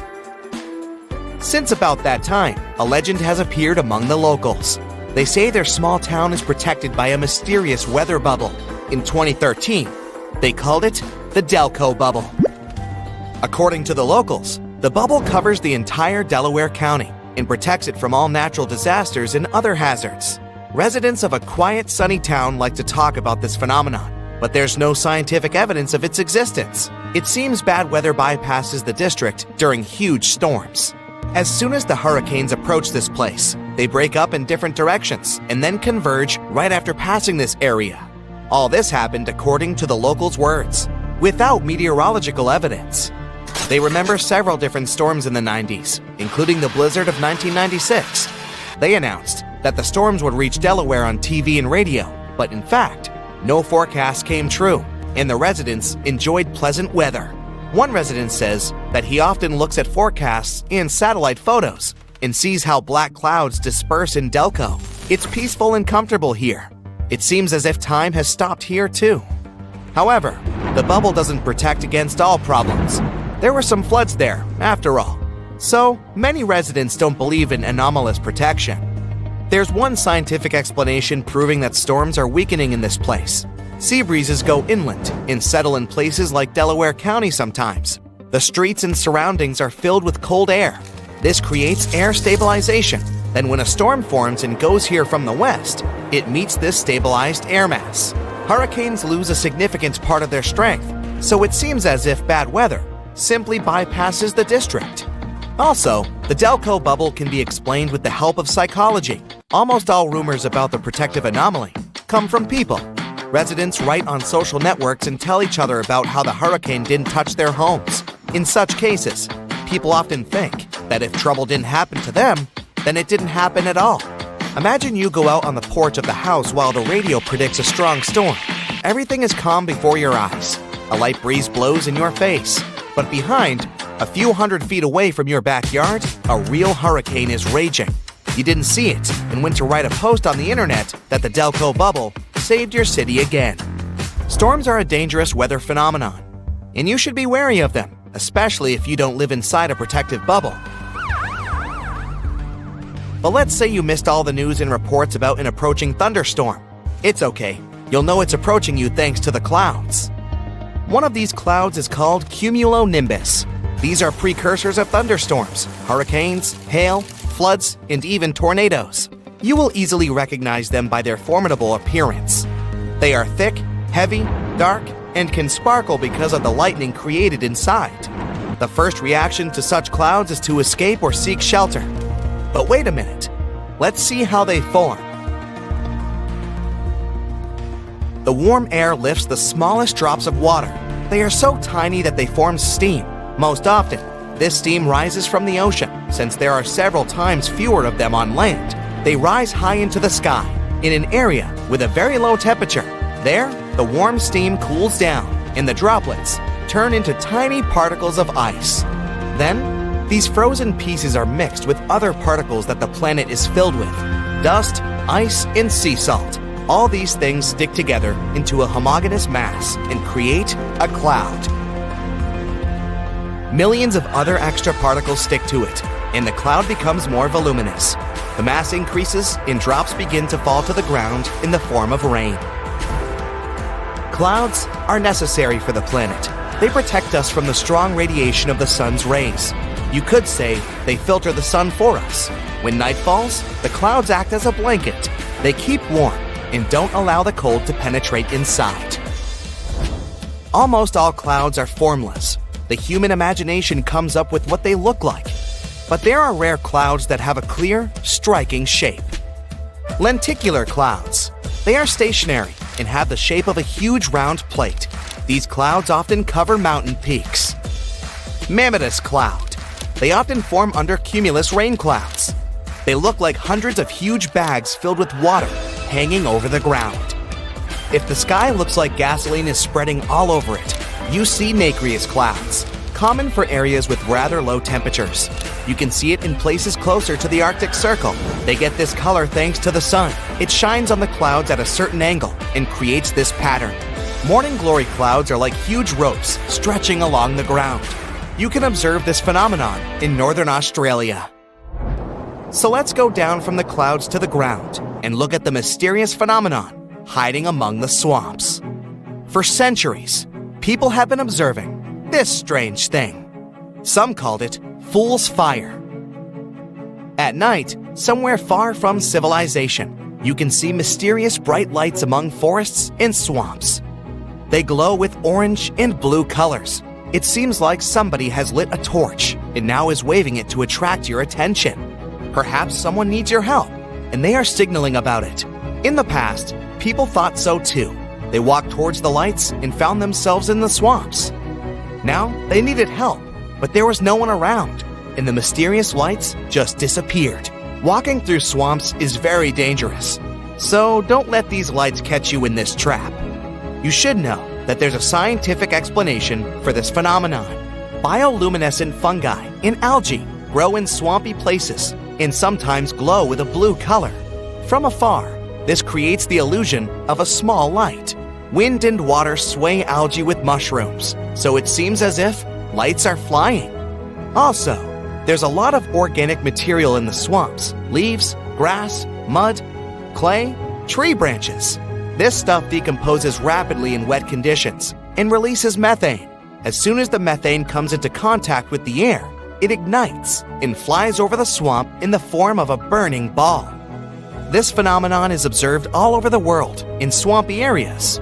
but the most famous flying lights are in the West Texas desert. They are called Marfa lights. Each of them is the size of a basketball and always appears in the desert. The lights flicker, merge, divide into two parts, fly away into the sky.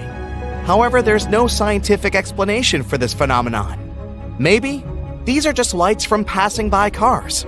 However, many people think that Marfa lights appear for the same reason as spook lights over swamps.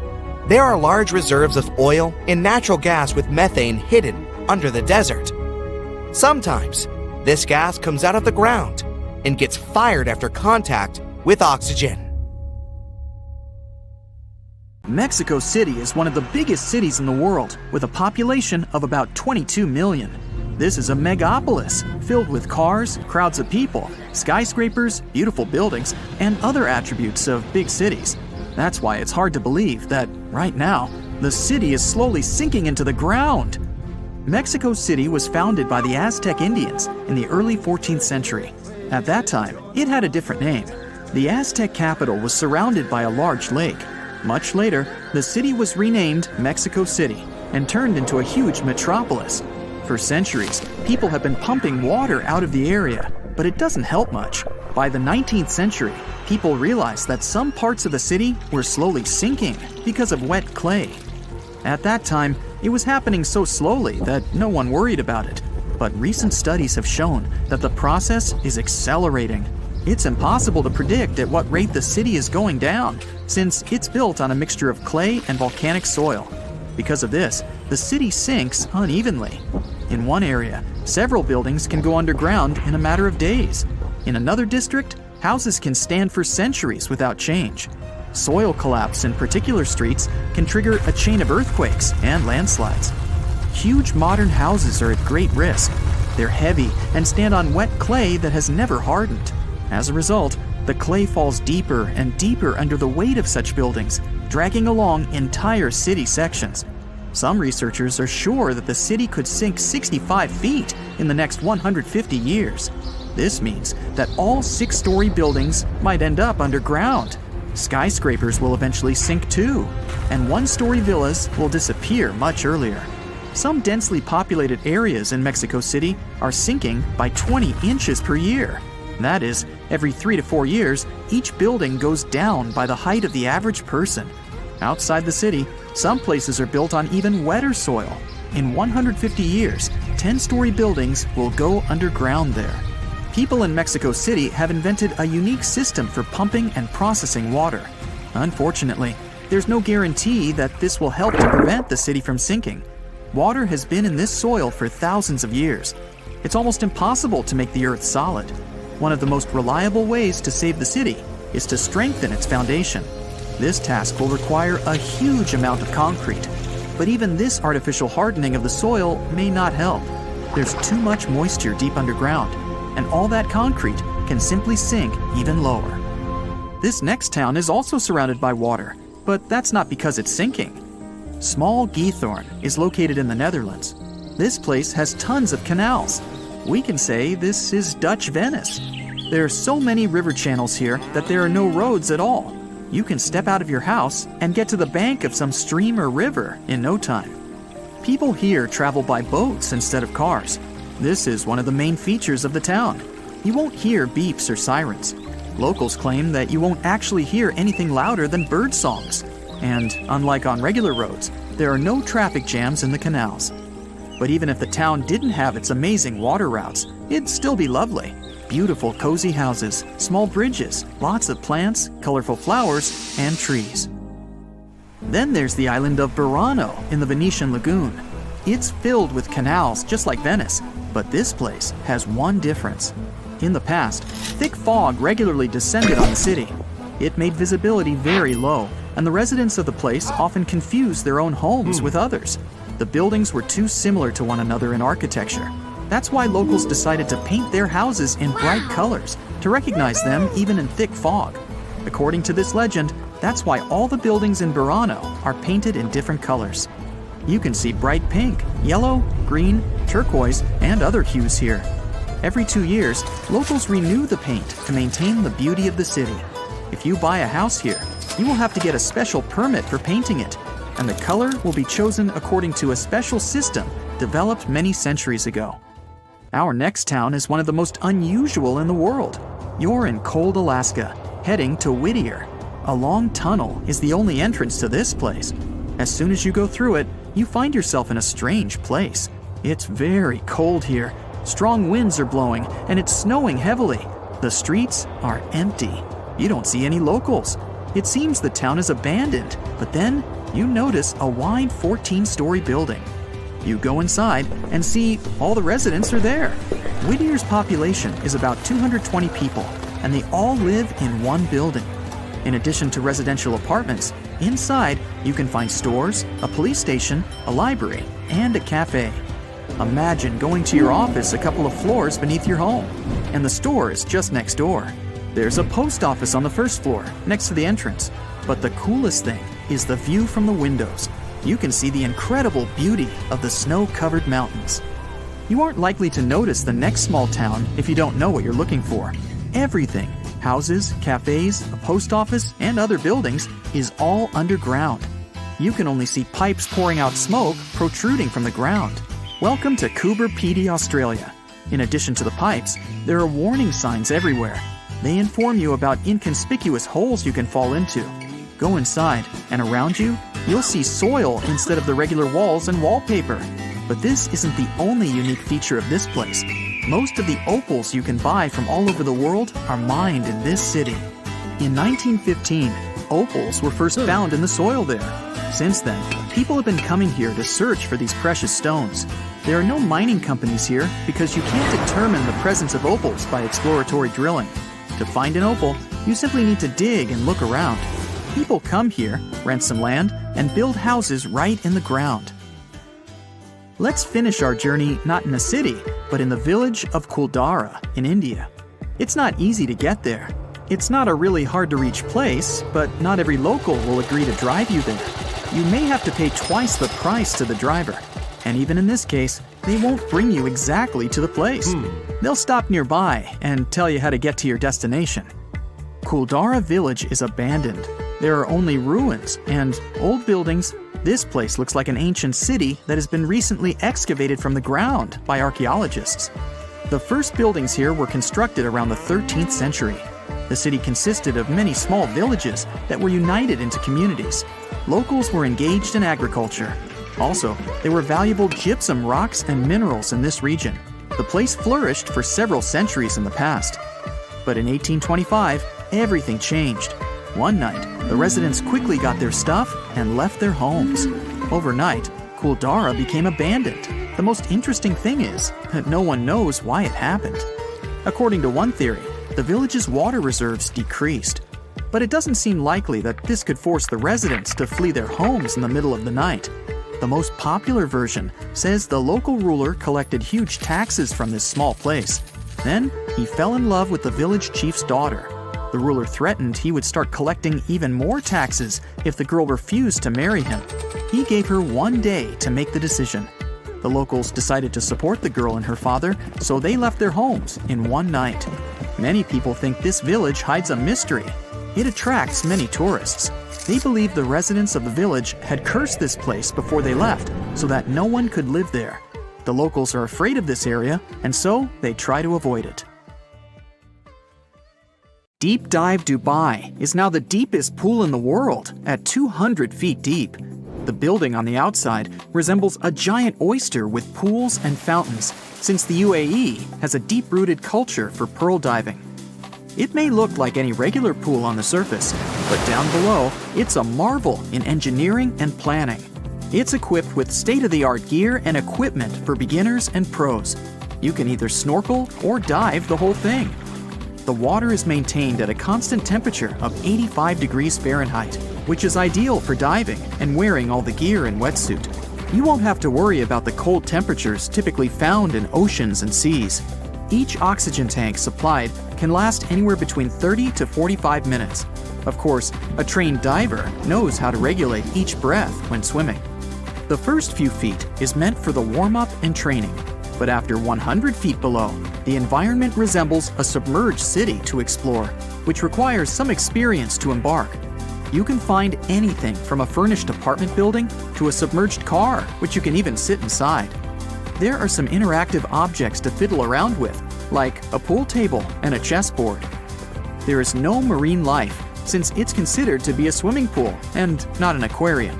Building an aquarium would require a whole new approach to building, planning, and maintenance, which Deep Dive Dubai doesn't offer. The experience is even more surreal, knowing that there are people watching you from the outside.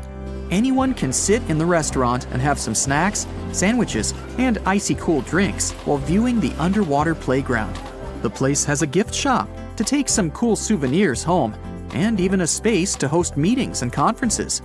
Also, the staff will monitor you in case anything happens. Besides them observing you through the windows, there are 56 cameras installed around to make sure nothing bad happens. It's well maintained and monitored to ensure any diver's safety.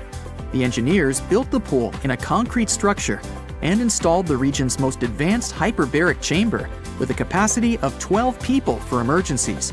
It's also a good place for the divers to rest and catch a breath of fresh air, literally. The pool contains 3.9 million gallons of fresh water that gets filtered and circulates every 6 hours. The filtration system uses volcanic rocks and special technology developed by NASA. There are speakers from the top all the way down 50 feet, 15 to be exact. The speakers are used to create more ambiance while diving. It has underwater shutters that can close and open to make an even greater experience diving in complete darkness. But the pool has 150 lights to control the mood and atmosphere. It makes it feel like you're diving in a haunted cave. In such a case, they can provide you with a flashlight to see. In fact, after any dive, it's recommended to wait between 18 to 24 hours before going up to 1,000 feet. But there's no risk of doing the opposite. Deep Dive Dubai is equal to 6 Olympic-sized swimming pools, claiming the gold from Deep Spot in Poland.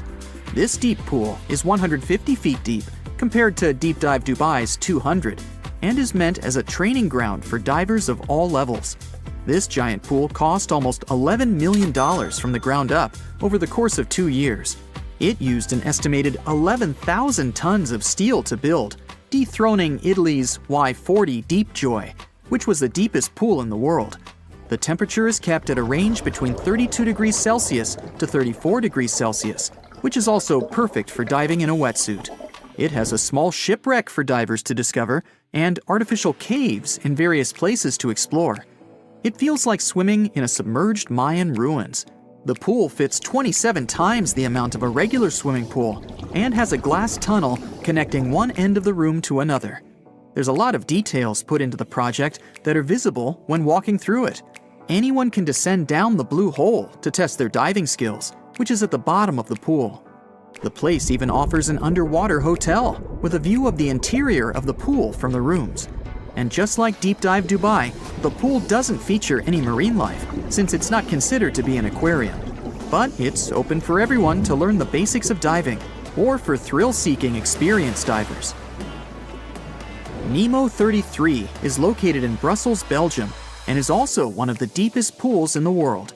It was built in 2004 and took 7 years to complete. It cost more than $3 million from start to finish and was designed by an engineer with diving experience. The pool uses more than 500,000 gallons of filtered spring water all the time. It's built to challenge your diving skills and even emulates the conditions of the sea and ocean. It has many simulations and obstacles to make it more fun and is perfect for beginners and pro divers. It was even used in Hollywood movies for underwater scenes. It's a great place to experience the sea without actually stepping foot inside. From the surface to the bottom is 115 feet, but you can reach depths between 15 feet and 30 feet if you want to take it easy. The pool has incredible built-in cave simulations to heighten the experience and make you want to come back for more. And just like the others, no marine life exists here as well. Time to step outside for sun in the largest pool in the world, City Star's Sharm el-Sheikh. Located in the middle of the Sinai Desert, this area is known for resorts and touristic getaways. The pool is supplied with seawater and takes weeks to fill up the 1 million square feet worth of water. It's not easy swimming in such a pool, but it's safe and sound. The second largest outdoor pool in the world is San Alfonso del Mar in Chile. It's around 60 miles away from Santiago in a town called Algarrobo, which is a bustling tourist area. It's 20 times the size of an average Olympic pool at 3,200 feet long and more than 100 feet deep. The pool uses water from the Pacific Ocean and is constantly being pumped, filtered, and cleansed. 66 million gallons to be exact, for a volume of 860,000 square feet. The engineers that designed this pool utilized pulses and ultrasonic filtration to keep the salt water purified. It's a good system since it doesn't require too much chlorine and electricity in the design. The pool is so big, you can literally sail from one side to another on a small sailboat or canoe. And once you anchor up, you can go to an actual sandy beach where you can enjoy the natural waves and the palm trees. Cenote is one of the most unique bodies of water that acts as a natural pool. Located in the Yucatan Peninsula of Mexico, this place was historically important to the Mayans back then, but is now one of the most popular natural pools in the world. It was formed by a collapsing cave and created a 200-foot wide hole that's 115 feet deep. The water is crystal clear and is perfect for relaxing and escaping the crowd of a typical pool. You can either jump in and dive into the water, or you can descend down the ladder that's been carved into the limestone wall. I'll take the former, please. The enchanted river in the Mindanao Island in the Philippines is mysterious, yet charming, since no one knows about the creation of it. The color of the river stands out among all other rivers, ranging from aquamarine blue in the shallow regions to dark blue in the deeper ends. But in most cases, you can see the bottom of the river since the water is so clear. The river itself isn't that big to begin with and is close to the ocean. Some locals believe that this river is a home for spirits and some areas are forbidden to swim in. But either way, this mesmerizing place is somewhere everyone should take a dip in.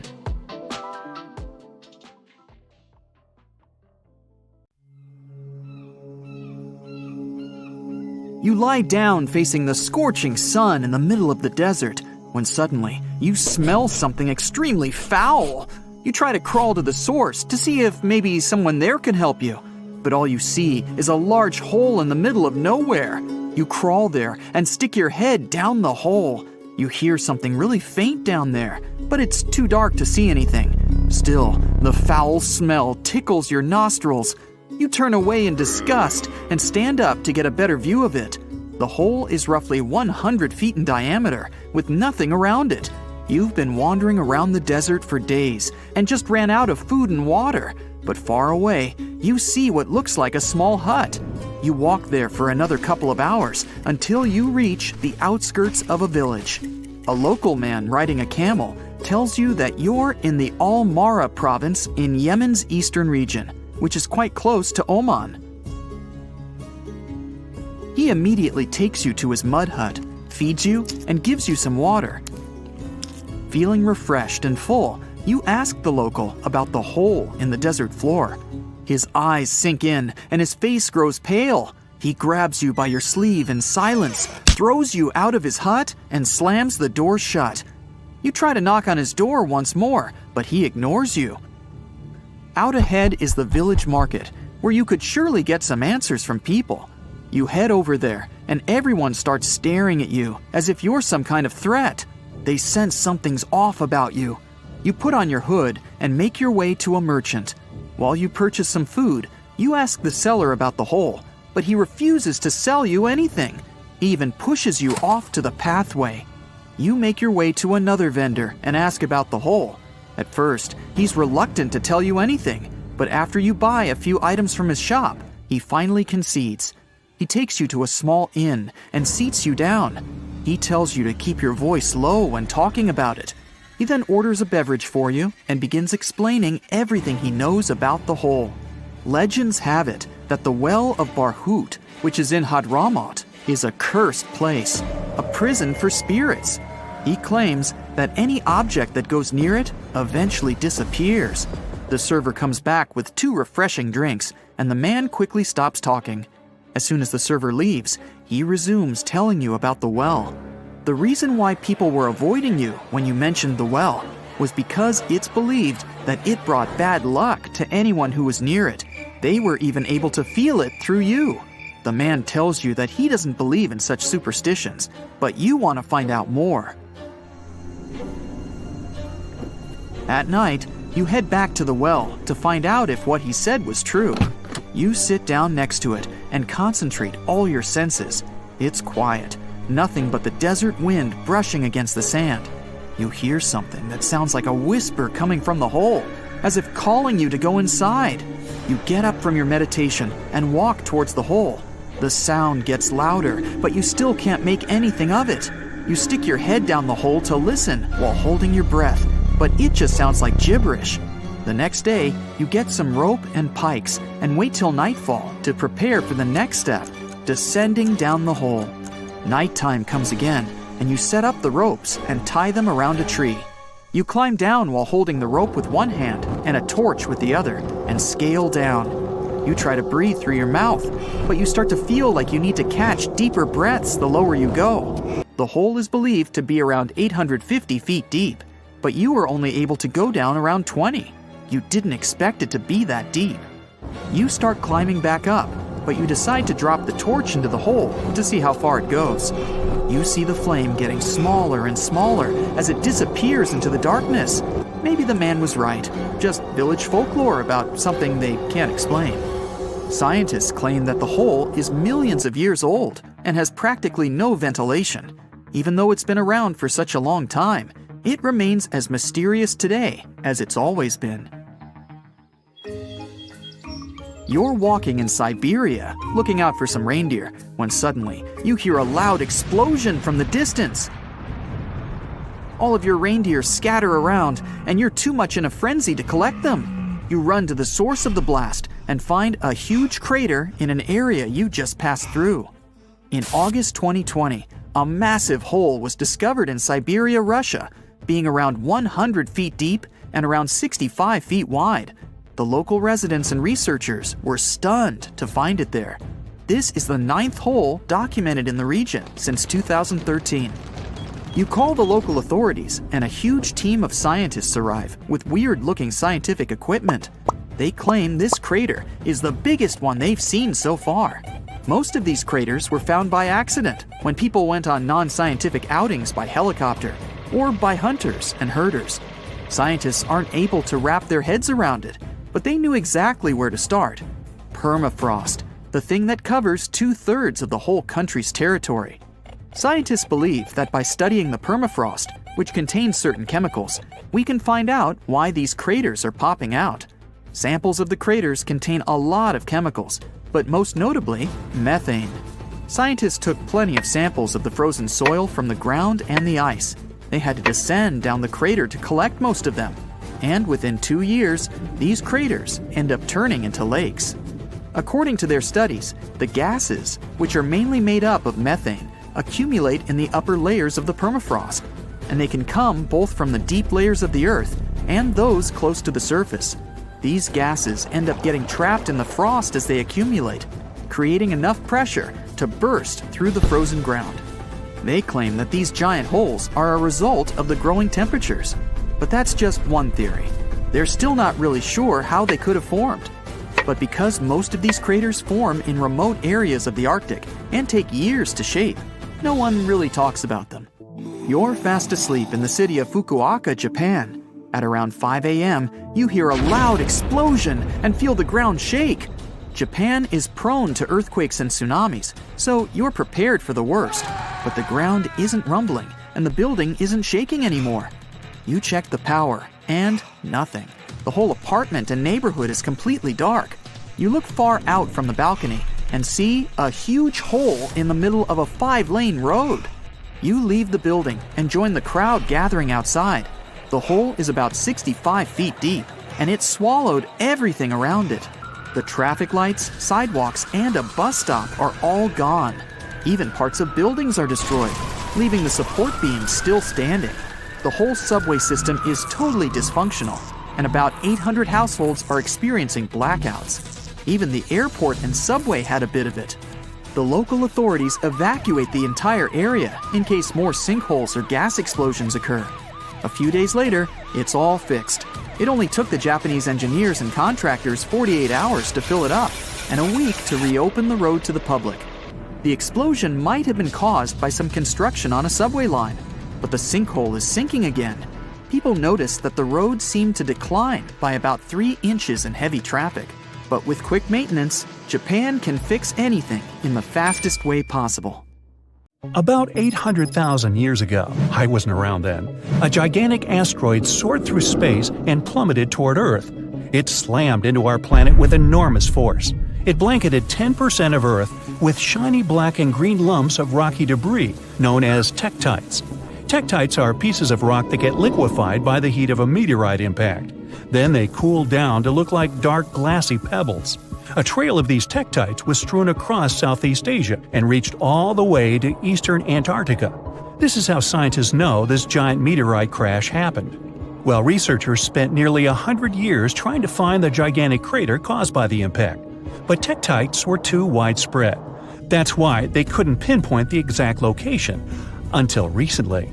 A team of experts from different universities tried to discover the ground zero of the meteorite impact. They investigated several craters in China and Cambodia, but none seemed to be created by a meteorite crash. The experts then decided to investigate Laos. It's a country where they discovered the largest and most concentrated number of tektites. After ruling out all visible craters, the team came up with a new theory. What if the crater is hidden by something? In search of the potential crater, the scientists measured gravity readings at different locations all across Laos. At the site of an ancient volcanic eruption, below thick, dense layers of cooled volcanic lava, they discovered a severe gravitational anomaly. It turned out to be a large, elongated crater, over 300 feet deep and spreading 8 miles wide and 11 miles long. Based on the location and the crater's enormous size, scientists believe this is the impact site of the ancient meteorite. Meanwhile, over 2 billion years ago, long before the age of dinosaurs, Earth was struck by one of the largest asteroids to ever hit our planet. The asteroid was approximately 6 to 9 miles across and created the biggest impact crater on Earth. This is the Vredefort crater. You can find it in present-day South Africa. When it was formed, it had a gigantic diameter of 186 miles. Over the centuries, the massive crater slowly eroded away into the Vredefort Dome. That's a rocky hill formation that was the central site of the asteroid's impact. This formation is so large that it can be seen from space. Today, the Vredefort Dome is a recognized World Heritage Site. It's also home to several towns and communities that encourage tourists to come and visit the ancient crater. In 1943, one pilot strayed from his regular flight path to avoid dangerous weather conditions. Flying over Quebec, Canada, he spotted a large, perfectly circular basin. That is how the Pingualuit crater was discovered. Around 1.4 million years ago, a meteorite hit this spot, creating this small but deep impact crater. It has a diameter of 2 miles and a depth of 1,300 feet. A lake of deep blue water has formed at the bottom of the crater. It's said that this lake contains some of the purest water in the world as it has no inlets or outlets. It means that the lake is only filled by rains and melting snow. The lake is home to one species of fish, the Arctic char. The Sudbury Basin is also in Canada. Formed over 1.8 billion years ago, it's one of the largest and oldest impact craters in the world. It's located in Ontario, but the impact from the collision was so powerful that debris from it was found 500 miles away in Minnesota. Unlike most impact craters that have a circular shape, the Sudbury Basin is an oval. It's 39 miles long with a width of 19 miles. The original impact site might have been a whopping 10 miles deep, but its modern-day version is much shallower. The asteroid that created the basin carried a high concentration of natural minerals. This made the soil in the crater incredibly fruitful. Today, its floor is home to numerous fruit and vegetable farms. The unique crater formation of Sudbury Basin was used to train Apollo astronauts before they embarked on their missions to the Moon. Perhaps the most famous meteorite of all is the Chicxulub. That's the meteorite responsible for wiping out 75% of all plant and animal life on Earth, including the dinosaurs. The Chicxulub meteorite had a diameter of 6 miles when it struck Earth 66 million years ago. The crater now lies off the coast of Mexico, hidden deep beneath the seabed. It's around 93 miles across and 12 miles in depth. Recently, scientists managed to drill deep down into the highest peak of the impact crater to collect rock samples. They discovered that the disappearance of dinosaurs wasn't caused by the giant size of the meteorite or the scale of the blast. It was because of the exact location where the Chicxulub hit Earth. The meteorite struck part of our planet that was densely filled with a mineral compound called gypsum. It's a soft sulfate mineral that is typically used as a fertilizer. The collision blasted so much sulfur into the air that it blocked out the sun. This caused the prolonged dark winter that doomed the dinosaurs. One of the youngest craters on Earth is the Barringer crater in Winslow, Arizona. The Barringer crater is also one of the best preserved craters on Earth. It was formed 50,000 years ago when a heavy meteorite made mostly of iron plummeted down from space. Earth's atmosphere barely slowed down the massive chunk of metal. It collided with the ground with incredible force. The meteorite vaporized upon impact, leaving very few remains. The crater left by this powerful explosion was named after the man who identified it in 1903. It was a mining engineer named Daniel Barringer. The diameter of the crater is 3,900 feet and it goes 560 feet deep. The Barringer family still owns the impact site to this day. You can visit the crater and take a guided tour around its rim. The Papagai crater in Siberia is one of the most interesting craters on Earth. An asteroid impact over 35 million years ago formed this massive basin. The crater is 62 miles across, which makes it the fourth largest one in the world. This crater is unique as it's home to one of the largest diamond deposits in the world. The intense pressure from the collision transformed the graphite at the impact site into diamonds. Scientists say that the crater contains trillions of carats of diamonds, but no one has ever mined them due to the site's remote location and lack of infrastructure. In the year 1530 BCE, a meteoroid entered Earth's atmosphere before shattering into pieces. The meteorite's burning fragments rained down on Earth and crashed into the planet's surface. As a result, a group of craters appeared on a small Estonian island, Saaremaa. The largest crater is a 360-foot wide perfect circle.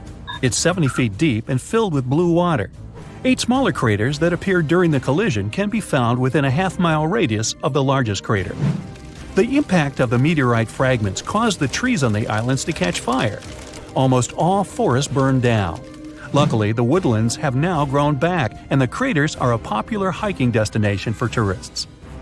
A meteorite struck the area we now know as Quebec, Canada, around 200 million years ago. This collision created the 6th largest impact crater in the world. It had a diameter of 40 miles. Over the century, the outer rim of the crater has filled up with water. It's now known as Manicouagan Reservoir. The impact crater lake is so large it can be seen from space, and its strange shape gave the lake its nickname, the Eye of Quebec. The oldest meteorite crater in the world is in Western Australia. The Yarrabuba crater is 2.2 billion years old. Well, that gets my vote for the best crater name. The impact site is so ancient that the original crater has completely eroded away. Yarrabuba's diameter was around 19 to 43 miles. Scientists managed to figure out the age of the impact site by analyzing the ancient crystals and minerals found within the crater. On October 30th, 1759, the inhabitants of the Middle East were jolted awake by an earthquake. Cracks appeared in the walls of their homes, roofs began to crumble. People ran out of their homes and gathered in open areas. But because of strong shocks, they kept losing their footing and falling. A month later, there was another earthquake, but it turned out to be even stronger. Trees broke, houses collapsed, deep cracks appeared in the ground. The disaster lasted for 2 minutes. Oases, roads, and cities were destroyed. Incredibly, Baalbek's ancient buildings withstood earthquakes. Some historians state that this majestic and mysterious place was built during the Roman Empire, but many researchers disagree. Whatever the truth is, the city is one of the main archaeological phenomena of humankind. The most amazing building of Baalbek is the Temple of Jupiter. The inhabitants of the Roman Empire believed that Jupiter held power over lightning and thunder. The building looked like a platform with 54 columns. A massive roof rested on these columns. Today, you can only see 6 70-foot-high columns. Each of them consists of 3 sections and resembles a pencil. The The cores of these pencils were made of lead. This made the columns exceptionally strong. Each of these pieces of stone weighed an incredible 80 tons. That's the weight of 35 Ford Explorer SUVs. Look, this is the largest block in the Great Pyramid of Giza. But compared to the blocks from Baalbek, it doesn't even look that impressive. The foundation under the Temple of Jupiter was preserved. That's how specialists figured out it consisted of about 25 monolithic stones, weighing 450 tons each. It means that the blocks from Baalbek weigh almost 4 times more than the blocks from Egypt. There are 3 more enormous limestone blocks in the foundation. They weigh 800 tons each. This is more than twice the weight of a Boeing 747 plane. Ancient builders must have had a hard time carving such giants from a piece of stone. And after that, they also had to pull them to the construction site and lift them to a significant height. Repeating these logistics would probably turn out to be a nightmare for present-day builders. To do this amount of work, they would need modern equipment. But Baalbek's constructors didn't have trucks, cranes with circular saws, or electricity. How did the builders of the past manage to do this? Scientists have a theory that includes ropes, winches, and lever systems. Naturally, the engineers of the past made all the gadgets from wood. Around 3,000 feet away from the ruins of the temple complex, there's a quarry. Archaeologists suppose that's where the stones for the construction were cut. They found a block of limestone there. It seemed to be too large even for this incredible place. The monolith got called the Stone of the South. It was 65 feet long and 13 feet wide. The ancient builders didn't have time to completely separate it from its mother rock. A group of scientists from Austria estimated that this piece of limestone weighed more than 1,000 tons. That's like 3 Boeing aircraft or 160 African elephants. There was another surprise awaiting the archaeologists near the Stone of the South. It was the second monolith that weighed more than 1,200 tons. But the ancient builders didn't stop at that. They continued to work. In 2014, in the same quarry, German archaeologists unearthed a block that weighed 1,650 tons. No one has figured out yet why people of the past needed a piece of stone that weighed as much as 125 school buses. It's also unclear how they were going to move this giant and why they didn't finish the job. In any case, this third monolith is the largest processed piece of stone in human history. There are more questions than answers. Some researchers believe that people of the past had high-tech equipment. Others don't think so, but are eager to understand how the builders managed to move those stones. There's a huge number of ancient buildings and artifacts on the planet. Lots of them make researchers scratch their heads. Near the Pyramid of Djoser in Egypt, archaeologists have found a network of tunnels. This place is called Serapeum. It contains 24 sarcophagi weighing from 70 to 100 tons. The giant boxes are carved from a single piece of granite and covered with heavy lids. The sarcophagi are perfectly symmetrical. To the touch, their walls are as smooth as glass. Even with the current level of technology, this is very difficult to do. But the ancient Egyptians managed this feat. The Lycurgus cup is a priceless artifact and example of ancient nanotechnology. It's made of glass that can change its color. If you put a source of light in front of the cup, it turns green. If the light is behind the goblet, it becomes deep red. In this case, the figure of Greek king Lycurgus turns pale purple. Scientists understood how this color change worked only at the end of the 20th century. Through microscopes, they saw nanoparticles of silver, gold, and copper. They had been added to the glass matrix. Thanks to this, you can observe a color change called dichroism. Interestingly, the gold and silver were grounded into a fine dust. It's almost impossible to do this by accident. Most likely, the ancient experts knew for sure what they were doing. Bolivia has a curious place called Puma Punku. It looks as if an ancient giant played there with an enormous construction set. And after the game, they forgot to put the pieces back into the box. But there are no giants, and the huge stone blocks were carved by ancient builders over 1,500 years ago. Some of the rocks weigh 100 tons. The blocks were brought to an altitude of almost 13,000 feet above sea level from the quarry 60 miles away from the construction site. There's no forest in that area. This means the builders couldn't use trees to make wooden rollers. The monument belongs to the Inca civilization. Scientists are sure they didn't know anything about wheels. In 1992, the inhabitants of a Chinese village decided to drain a pond. Their ancestors had been using it to wash clothes and catch fish for hundreds of years. They kept pumping the water out for 17 days. At the bottom of the reservoir, they made an unexpected discovery. The villagers saw an entrance to a cave going down to a depth of 100 feet. The incredible find was named the Longyu Caves. Unknown builders carved out 320,000 square feet of galleries. There are separate rooms, bridges, pools, and columns that support the ceiling. The walls of the cave are covered with strange carved lines and patterns. Scientists haven't found any information about who built the caves and why they did it. The construction technology also remains a mystery. Antonio Stradivari lived in Italy in the 18th century. He created musical instruments. More than 600 of his works have survived to this day. 500 of them are violins. One of the instruments was sold at auction for $16 million. The violins made by this master sound clear and deep. Researchers can't understand why Stradivarius instruments produce such unique sounds. Perhaps it's all about the varnish the master used to cover the violins. The answer may also lie in the wood the instruments are made of. In those days, Europe had a cold climate. Because of this, the wood became denser, and the instruments made of it sounded especially pleasing to the ear. In the Indian city of Delhi, there's a 23-foot-high pole. It weighs 6.5 tons and is made of 98% wrought iron. The 1,600-year-old pillar has no signs of rust or decay.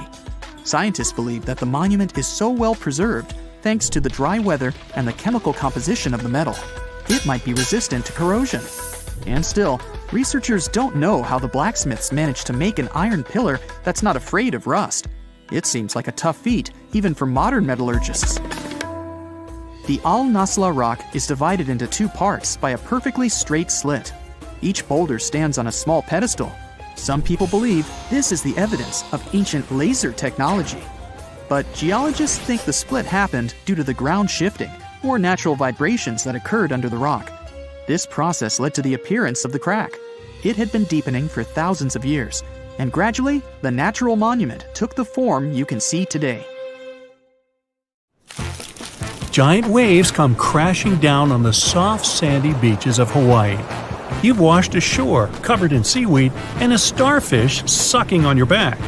You get up and lean sideways to get all that water out of your ears, squinting your eyes in the bright sunshine. Wow, that was a swim! Ah, Hawaii, you finally made it to the Aloha State. You're expecting to see a flock of people gathered around with cameras, snapping photos of you washed up ashore. The large results with families and tourists. The international breakfast buffets. Sign me up. The pineapple pizzas sizzling from the oven. Say what you want about pineapple pizzas, but I'm open-minded. You look around and see acres of plain beaches with not a single person taking selfies. There aren't any resorts or even buildings for that matter. No paved roads, no infrastructure, and not even an airport. Something's off. You definitely jumped off the cruise ship to swim all the way to Hawaii, but this just seems like a virgin island. You walk along the beach, shaking off all that seaweed, trying to make your way to what seems like a main road. But there isn't one. You turn around and see a local man cycling towards you. Finally, some help. You approach him, and he greets you with a thick Hawaiian accent. The locals do speak English pretty well, so this guy is probably someone who keeps to himself.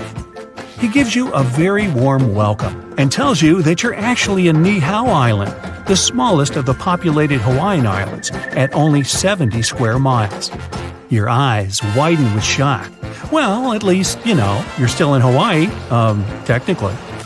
In 1863, King Kamehameha IV sold this island to Elizabeth Sinclair, a Scottish farmer who owned plantations in New Zealand, for a sum of $10,000 worth of gold. In today's money, that would be around $200,000. The king asked for one condition: to preserve the culture and protect it from any outsiders. Over the generations, the island has been maintaining that promise and is owned by the Robinson brothers, who are descendants of Elizabeth Sinclair.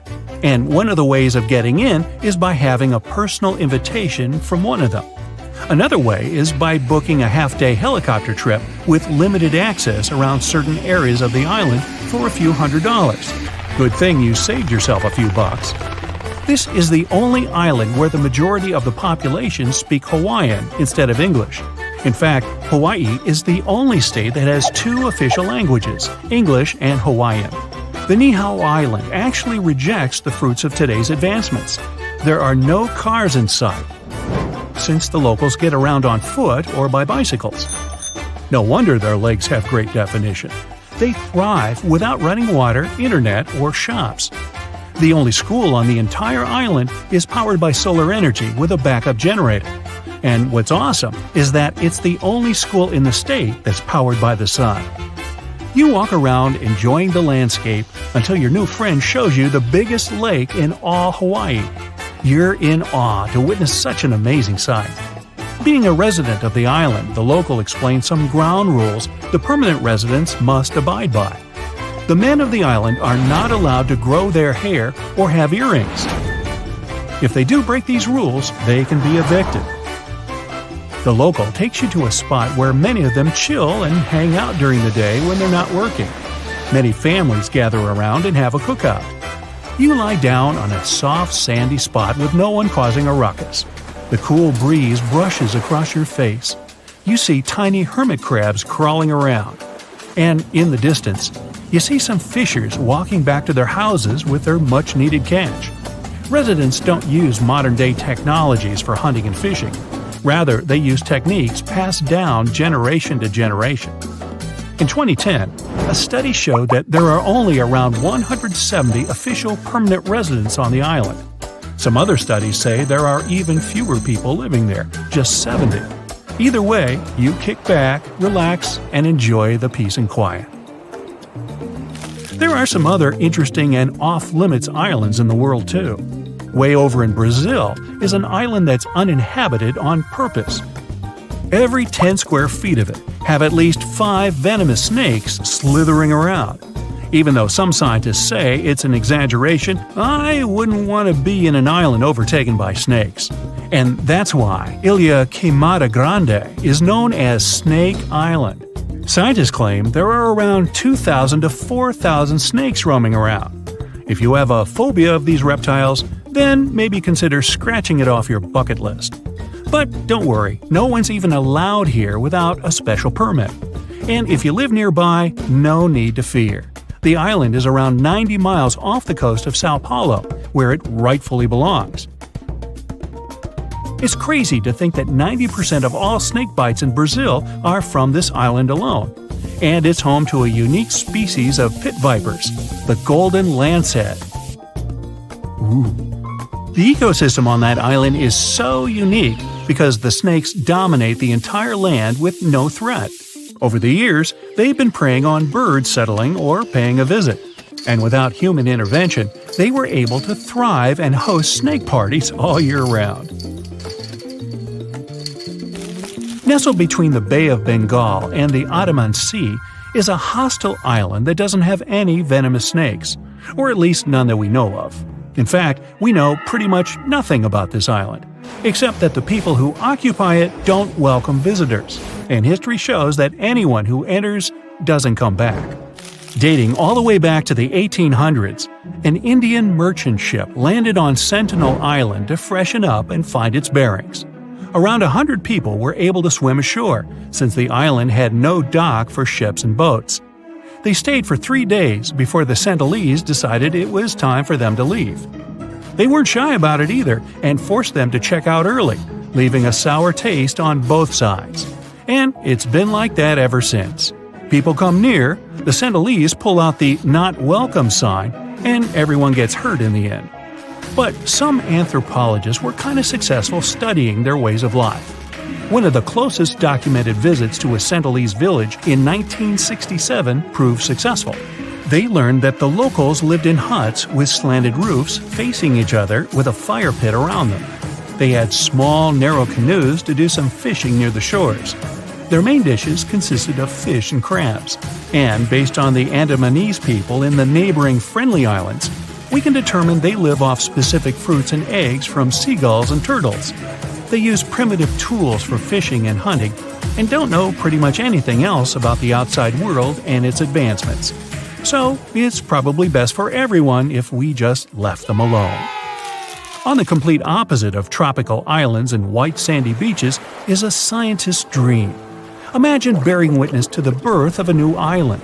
Now, I'm not talking about discovering one or even water levels reducing where a new land emerges. No, no, no.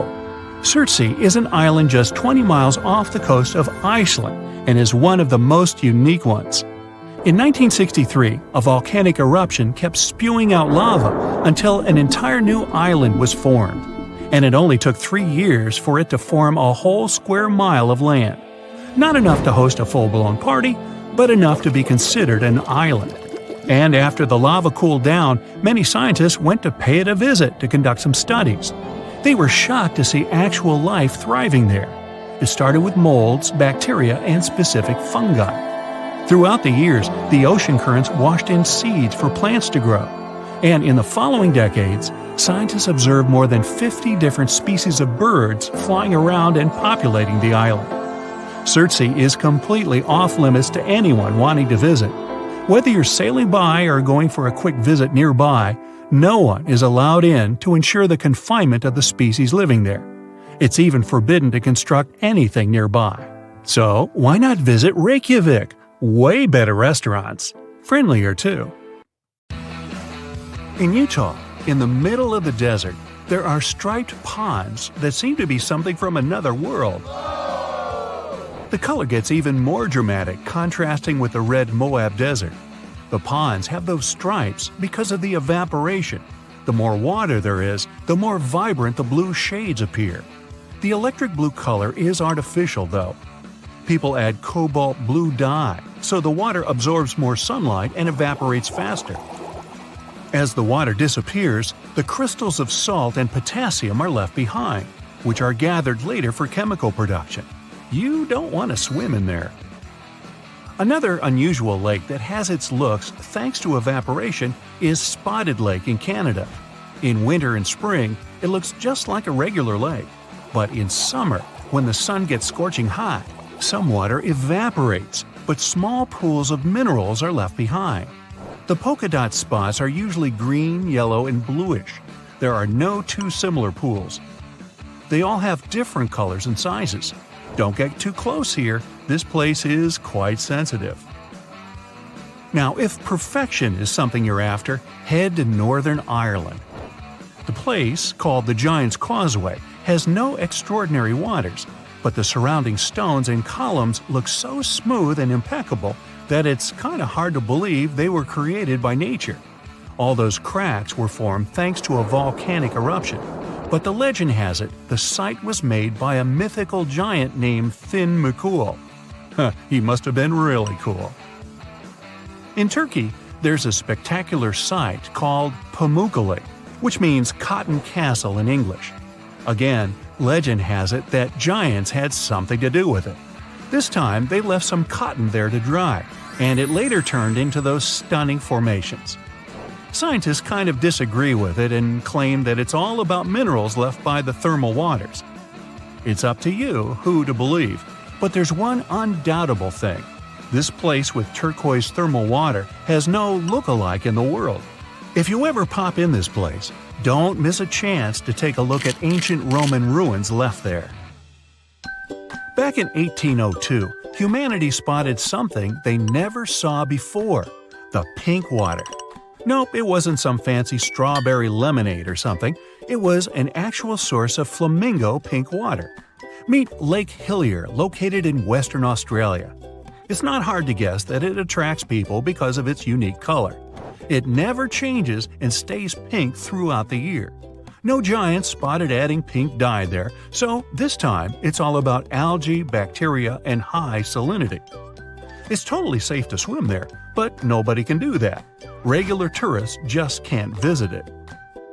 Turns out Lake Hillier isn't the only pink water source out there.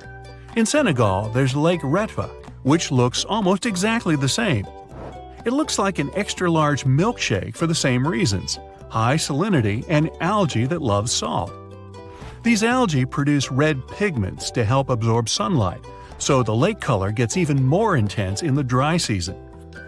The notorious Thor's Well isn't as dangerous as they say, but it looks a bit scary at high tide. The water fills it from underneath, bubbling and bursting up. Then this vigorous spray of water goes back into that hole, so it seems endless. One more place that depends on tides is Mont Saint-Michel in Normandy, France. The magnificent castle is surrounded by water, but not permanently. Choose the time wisely, it all depends on the moon. The highest tide can be seen 36 to 48 hours after a full moon. Chances are, if you come there at the wrong time, you'll see nothing but a couple of puddles. The Budagayka crater in Siberia looks like a doorway to the neither. It's about a half-mile long and nearly 300 feet deep, and it never stops growing. The deeper it gets, the more layers it has. They show what our planet looked like thousands of years ago, as the slumps reveal the used-to-be climates. The crater appeared back in the 60s, and it all started because of rapid deforestation.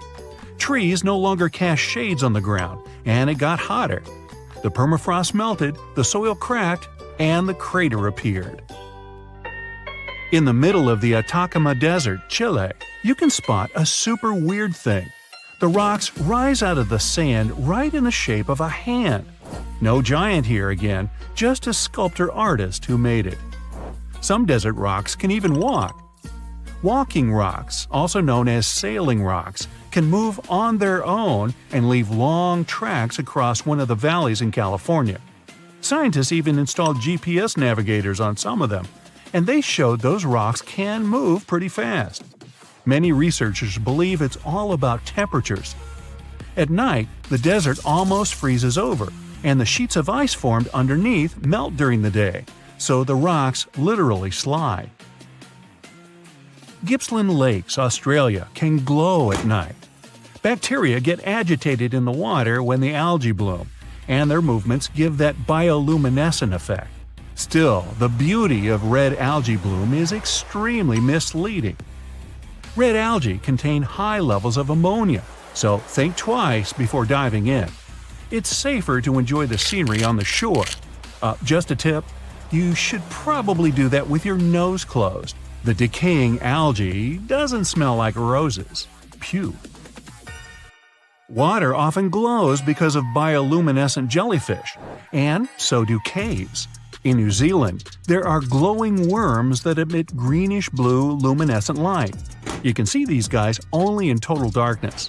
These worms are carnivores, and the main reason why they glow is to attract prey, so beware. They also make webs, just like spiders. To see them, head to the Waitomo glowworm caves. There are even guided tours. Chocolate hills? Yummy! The name is explained by colors. Those hills in the Philippines have a range of brown and green colors. Have you seen a green chocolate though? This spot has such a sweet nickname because the foliage gets brownish in the dry season. The hill shape is so regular that it's often mistaken for being artificial.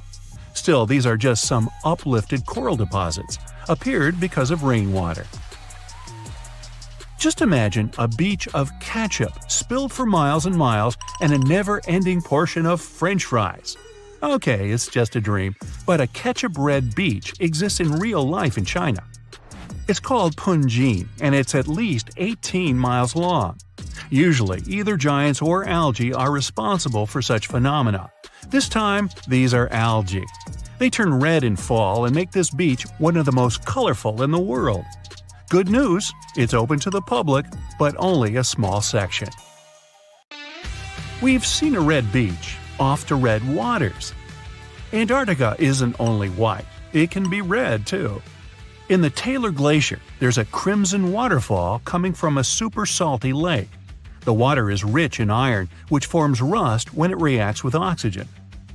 The water stays liquid even at sub-zero temperatures because of the high salinity.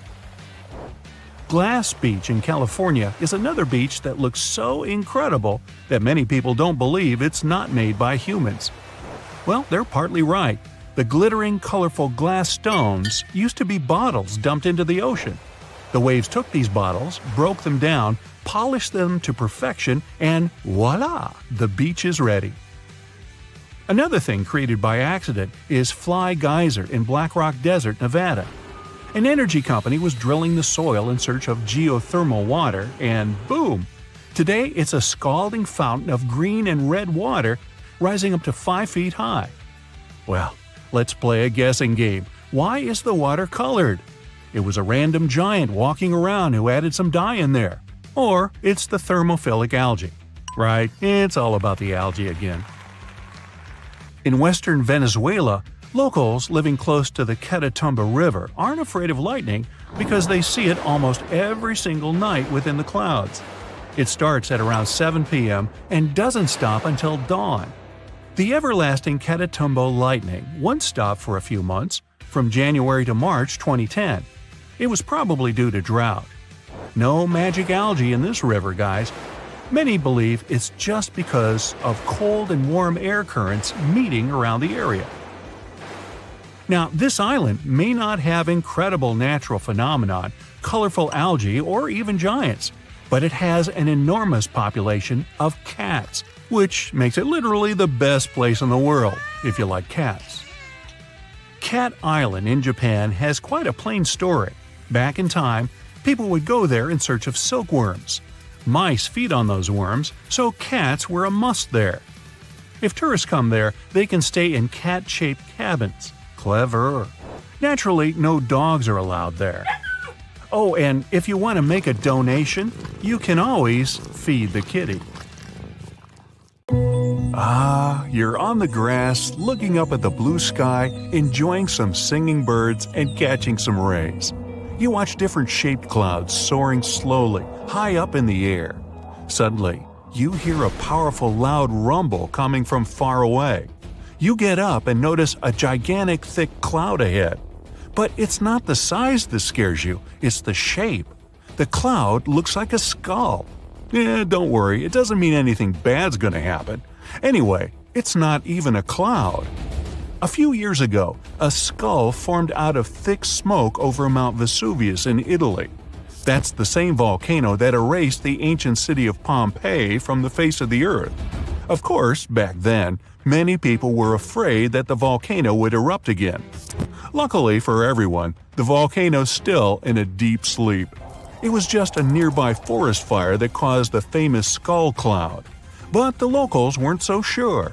Some thought that the fire and the skull were set on purpose. Wouldn't be the first time. Centralia, Pennsylvania. Population, well, just look around. Looks a little scary. Bare trees, no animals, no people. All the buildings are empty. Roads are all cracked and strewn with gravel. No cars, obviously. Thick smoke everywhere. This town's been burning for more than 50 years. Centralia used to be a mining town. One of its coal mines was abandoned, and locals used it as a dump for their trash. Then, according to most people, the city decided to get rid of the trash in the usual way, by burning it. The plan was a major failure. Let's see what could have possibly gone wrong here. The trash fire got deep into the mine's tunnels, ignited the coal that's still down there, and has been burning steadily ever since. The level of carbon dioxide shot up, and they had to shut down the other mines nearby for safety. No one could stop the fire, and the underground flames spread beneath the city. Roads began to warm up, the soil went sour, and the streets slowly filled with smoke and smog. In 2017, there were only 5 people living there. Welcome to Abraham Lake in Canada. It's completely frozen.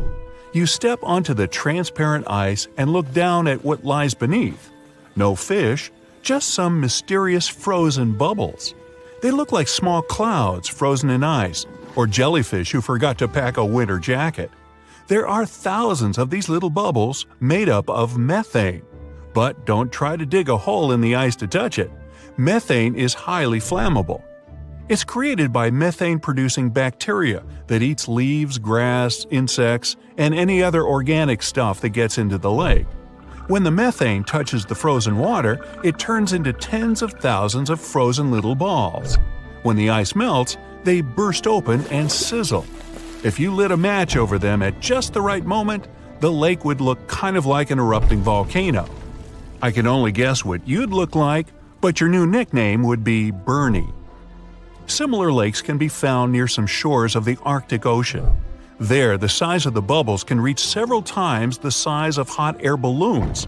Beautiful for sure, but not exactly safe. The next shocking lake is in Indonesia, on the island of Java. You come to a majestic volcano overgrown with grass and trees. The volcano seems to be asleep, but smoke is pouring out of it. You, of course, climb to the summit. Exhausted, tired, sweaty, you're ready to cool off. Nice work, you made it to the top. You look into the mouth of the volcano. No boiling lava, just a beautiful, bright turquoise lake down there. It looks like an oasis. Perfect time for a refreshing dip. You run down and get ready to jump in. But that's not water, that's acid. Sulfurous gases get into the lake from under the volcano. The lake itself is full of metals. When the gases touch them, they form that beautiful turquoise water, acid. Better head back to the nearest village, rest, and come back at night when it's cooler. In the dark, the lake seems to grow. Right above it, you see light-filled exploding little clouds. The sulfurous gases rise out of the lake, combine with the air, and flash bright blue. Still, don't get too close. Up in the sky, underground, volcanoes, lakes? Time to head out to sea. You get on a yacht and sail off. It doesn't matter where, this next one happens all over the world. So, the sea is crystal clear and calm, there's no wind in your sails. Everything is so peaceful. Wait, what's that? You hear a loud noise. 2 seconds later, a huge wave, way taller than your mast, rises from the calm sea and hits your yacht. The ship manages to stay upright and the huge wave disappears. You just survived the attack of a rogue wave. Some scientists think it happens when the surface sea current smashes into a strong headwind. Others say it happens when warm and cold currents come up against each other. Another popular theory is wave interference, where small waves team up to form one monster one.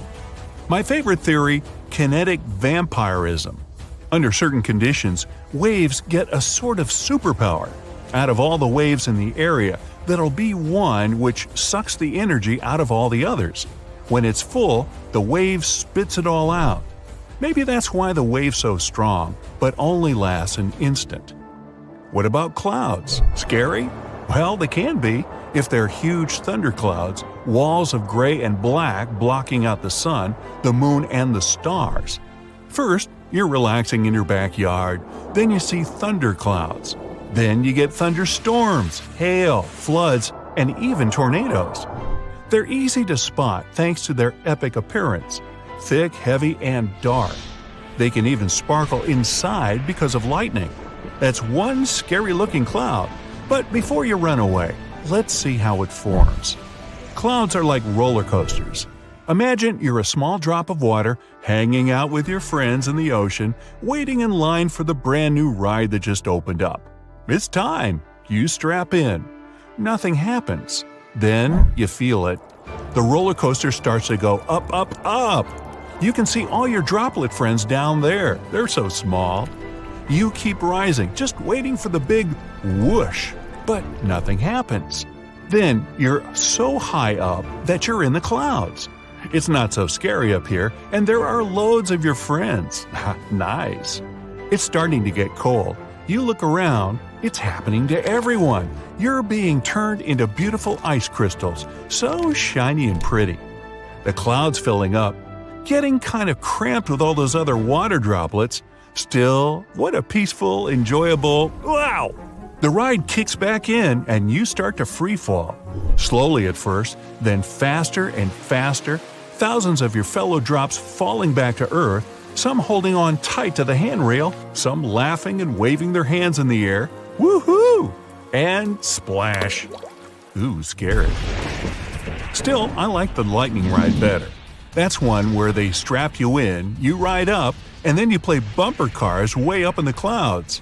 The more times you bump into another water droplet, the more lightning you create. Now, not all lightning happens inside clouds. There's a rare phenomenon called a dirty thunderstorm. The lightning happens above a volcano. The most famous is in Japan. It erupts almost every day and spits black clouds high into the air. So, it's super scary volcano clouds, plus lightning. Whoa! Regular lightning happens during a storm when ice crystals bump into each other. In a dirty thunderstorm, bits of volcanic ash collide, create friction, and spark up the sky. Okay, better finish the journey with something safe and beautiful. No more cloud roller coasters, please. You're in the Atacama Desert in northern Chile, one of the driest places on Earth. But this desert has a beautiful secret. Every 3 to 5 years, flowers pop up out of nowhere. It's so famous, it's also called the flowering desert. Seeds lie around in the ground just waiting for some rain. When the desert gets enough water, about 200 types of flowers sprout up. The yellow sands of the Atacama turn purple, white, green, and pink. When Gustave Eiffel was designing his famous tower in Paris, he added a secret apartment for himself right on top of it.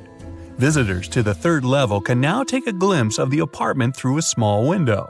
It has wax figures of Eiffel himself, his daughter Claire, and Thomas Edison, who is one of the lucky fellows who got to see it in Eiffel's time. There are also secret apartments on the other side of the Atlantic, in the New York Public Libraries. They're meant for the library superintendents and their families. They used to live, cook meals, take showers, and do other regular things in the Schwartzman Building on Fifth Avenue. They also had a cool bonus of walking the library rooms at night. Daughter of the first superintendent, John Fiedler, was even born in there. A whole maze of tunnels called the Hypogeum is hidden under Rome's Colosseum. Back in the day, when it was an arena, the chambers in the tunnels were used to house gladiators, the equipment for special effects, and giant cages with animals – elephants, leopards, panthers, and bears. Oh my! Starting from 2010, tourists have been allowed to get a tour of the maze. Disney's Magic Kingdom in Florida has its own maze of color-coded tunnels for way less sinister purposes. It's a whole city used by cast members to keep the magic alive. This is where they dress up, have lunch, rehearse, and move from one land to another without kids spotting them. To make it all possible, construction workers had to dig 8 million tons of earth to put the entire park on an elevation and build the tunnels on ground level. If you're ever lucky enough to visit the basement of the White House under the North Portico, you'll find some unexpected places. The carpenter's shop is where the equipment and furniture of the White House gets renovated. The flower shop makes and takes care of flower arrangements for different rooms in the house and centerpieces for events. There is also a dental surgery and a one-lane bowling alley. Behind the mist and water of Niagara Falls sits a limestone cave of the evil spirits. It has a sinister history involving famous French explorer La Salle. According to the legend, a voice told him to leave the area in the Iroquois language. When he didn't listen, his life turned into one huge misfortune. The cave is still producing scary groaning sounds today. Next time you're waiting for your departure at Grand Central Terminal, remember you can play some tennis at the Vanderbilt Luxury Tennis Club. It's in the annex on the 4th floor, which used to be an art gallery, a TV studio for CBS, and even an indoor ski slope covered with artificial grass. Now there are 2 tennis courts, 2 practice lanes, and a fitness room in there. A basketball court, nicknamed the highest court in the land, is located just above the courtroom on the 5th floor of the United States Supreme Court building in Washington, D.C. It was used as a room for journalists up until the 1940s, when it was turned into a workout room. It's not open to the general public, but clerks, off-duty police officers, and other Supreme Court employees like to play here between court sessions. There is a Hall of Records hidden behind President Abraham Lincoln's face at Mount Rushmore. The monument's sculptor, Gutzon Borglum, wanted to put it there to make it forever significant. Years after he passed away, the room got porcelain enamel panels with the words to the U.S. Constitution, the Bill of Rights, and the Declaration of Independence, and explanations why these very presidents were chosen for the monument. If you ever make it to Florence, Italy, go check out an unmarked door on the first floor of the Uffizi Gallery. It opens into the Vasari corridor built in the 16th century and connecting the gallery to Pitti Palace. To build it, architect Vasari had to go through several medieval towers and even people's homes. One family objected, so the corridor had to go around their tower. You can now see 16th and 17th centuries art inside the corridor. New York City's iconic Waldorf Astoria Hotel stands atop the mysterious abandoned Track 61. There is a locked door on 49th Street and a private elevator leading there. VIPs like presidents and celebrities used it to enter the hotel unnoticed by the public. There's still a train car at the station. There are no official tours going there, but now that you know of it, you can spot the station out of the window on some Metro North trains to your right. The Sydney Opera House was opened by Queen Elizabeth II herself in 1973. It has venues for opera, ballet, classical, and modern music and dance, and an added bonus of a nightclub called The Studio, fitting 300 people. It plays underground music and hosts contemporary music festivals featuring famous rappers. The smallest police station in Great Britain used to be located in a lamppost right in Trafalgar Square. It was put there in 1926 to accommodate one police officer who'd secretly watch over strike activists. They say it even had a phone line to call Scotland Yard. The place is now used as a cleaning closet. One of the most famous sites of New York has an extra floor not so many people know about. Mostly celebrities and engineers have access to floor 103 of the Empire State Building. They get there through a hidden stairway, and the view is perfectly unobstructed as there is just a knee-high ledge with a railing. The Amazon rainforest in Brazil is a secret home to more tribes completely disconnected from the rest of the world than any other place. There are over 100 of those groups that have a dramatic history of encounters with outsiders. Whenever a stranger approaches, they use arrows, clubs, and other things to protect themselves or simply hide behind the trees. A few years ago, scientists found a mysterious void above the Grand Gallery of Egypt's Great Pyramid of Giza. They still don't know exactly how large the void is because they can't go in or use usual research methods not to destroy a tiny bit of the pyramid. Only super-sensitive detectors are used on it from the outside. The researchers are guessing it could have served as another gallery or a construction ramp. A giant statue of Leonardo da Vinci has been welcoming visitors to Rome at Fiumicino Airport since 1960. 46 years after its opening, the statue was going through renovation. One of the workers found a little hatch in the middle of it. There were 2 parchments inside, still perfectly preserved. Take your binoculars with you, and maybe you can spot them from the plane the next time you're there. Roxy Suite is located in one of New York's prime locations, on the 5th floor above the stage of Radio City Music Hall. It was named after a vaudeville producer who wanted to have his own apartment in the theater itself back in 1932. You can take a good look at it during the stage door tour or rent it as long as you have some good spare money. St. Mark's Basilica in Venice is so majestic on the outside, you'd hardly want to look underground. If you do, though, you'll find a well-preserved, mysterious 11th century crypt. A lot's happened to it in all this time. It used to be sealed because of floods. There's still water inside it now, which looks like a mirror pool. It's pretty tricky, but not impossible to get a tour of it.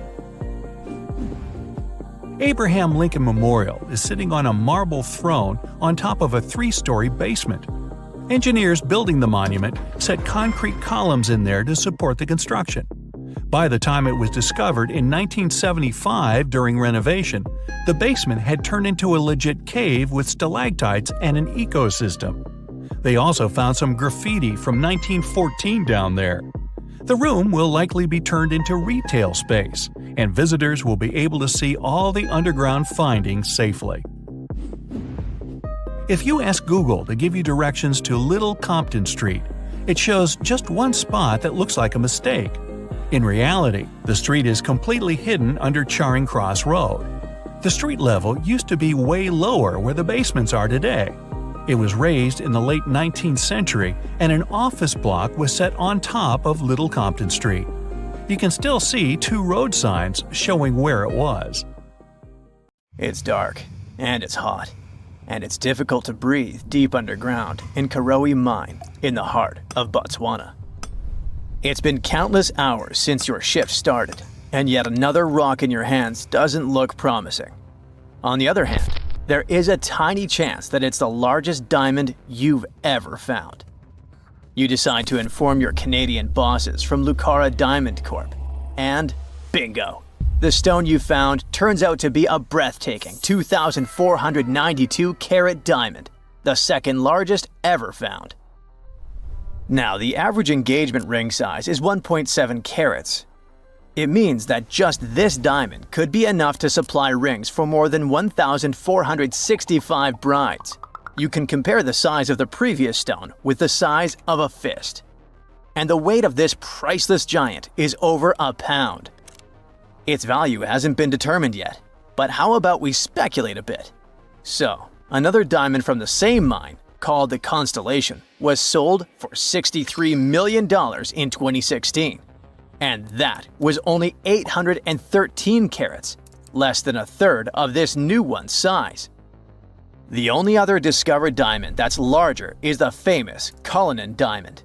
It was discovered in South Africa back in 1905 and weighed 3,106 carats. Now, calculate how many engagement rings we could make out of it and write the number down in the comments. Sadly, it was later cut into several smaller diamonds, and some of those pieces are now part of the British crown jewels. Interestingly, once there was an even larger diamond-like stone, a black diamond called Carbonado. It was found above ground in Brazil in the late 1800s.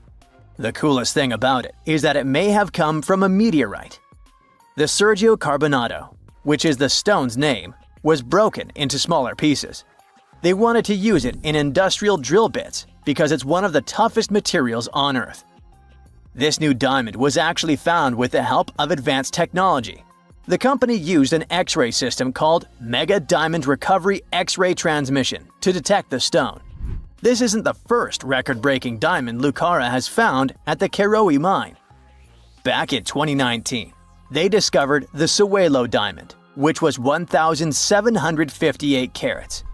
At that time, it was the second largest diamond in the world. Luxury brand Louis Vuitton later purchased the gem for an undisclosed sum. And before that, in 2015, they found the Lasceti La Rona diamond at the same mine. It weighed 1,109 carats and brought the company $53 million in 2017. Diamonds aren't the only amazing thing you can find in the ground. The better and deeper you dig, the rarer objects you're likely to discover, like an ancient lipstick, for example. It might be the oldest lipstick in the world since it's about 5,000 years old.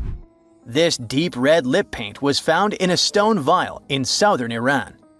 The vial actually popped up in 2001, but it took researchers until recently to figure out what it really was. Because it's not like modern lipstick in a tube. People likely applied it with a brush. Researchers are happy, since this find could give us a glimpse into what women from the Bronze Age might have done to stand out. Those from elite societies probably applied this lipstick to look glamorous and show off their high status. Now, here's the backstory of the vial. It came from a 3rd millennium BCE graveyard and was linked to the powerful Marhazi civilization. It was a big deal in that part of Mesopotamia at the time. The graveyard was uncovered after flooding, and unfortunately, looters got their hands on many items. But luckily, the authorities managed to recover this particular piece. The vial caught scientists' attention because it was different from other items they'd found. Normally, they'd come across gray, compact substances in similar containers. But when they opened this particular one, a loose, fine powder spilled out.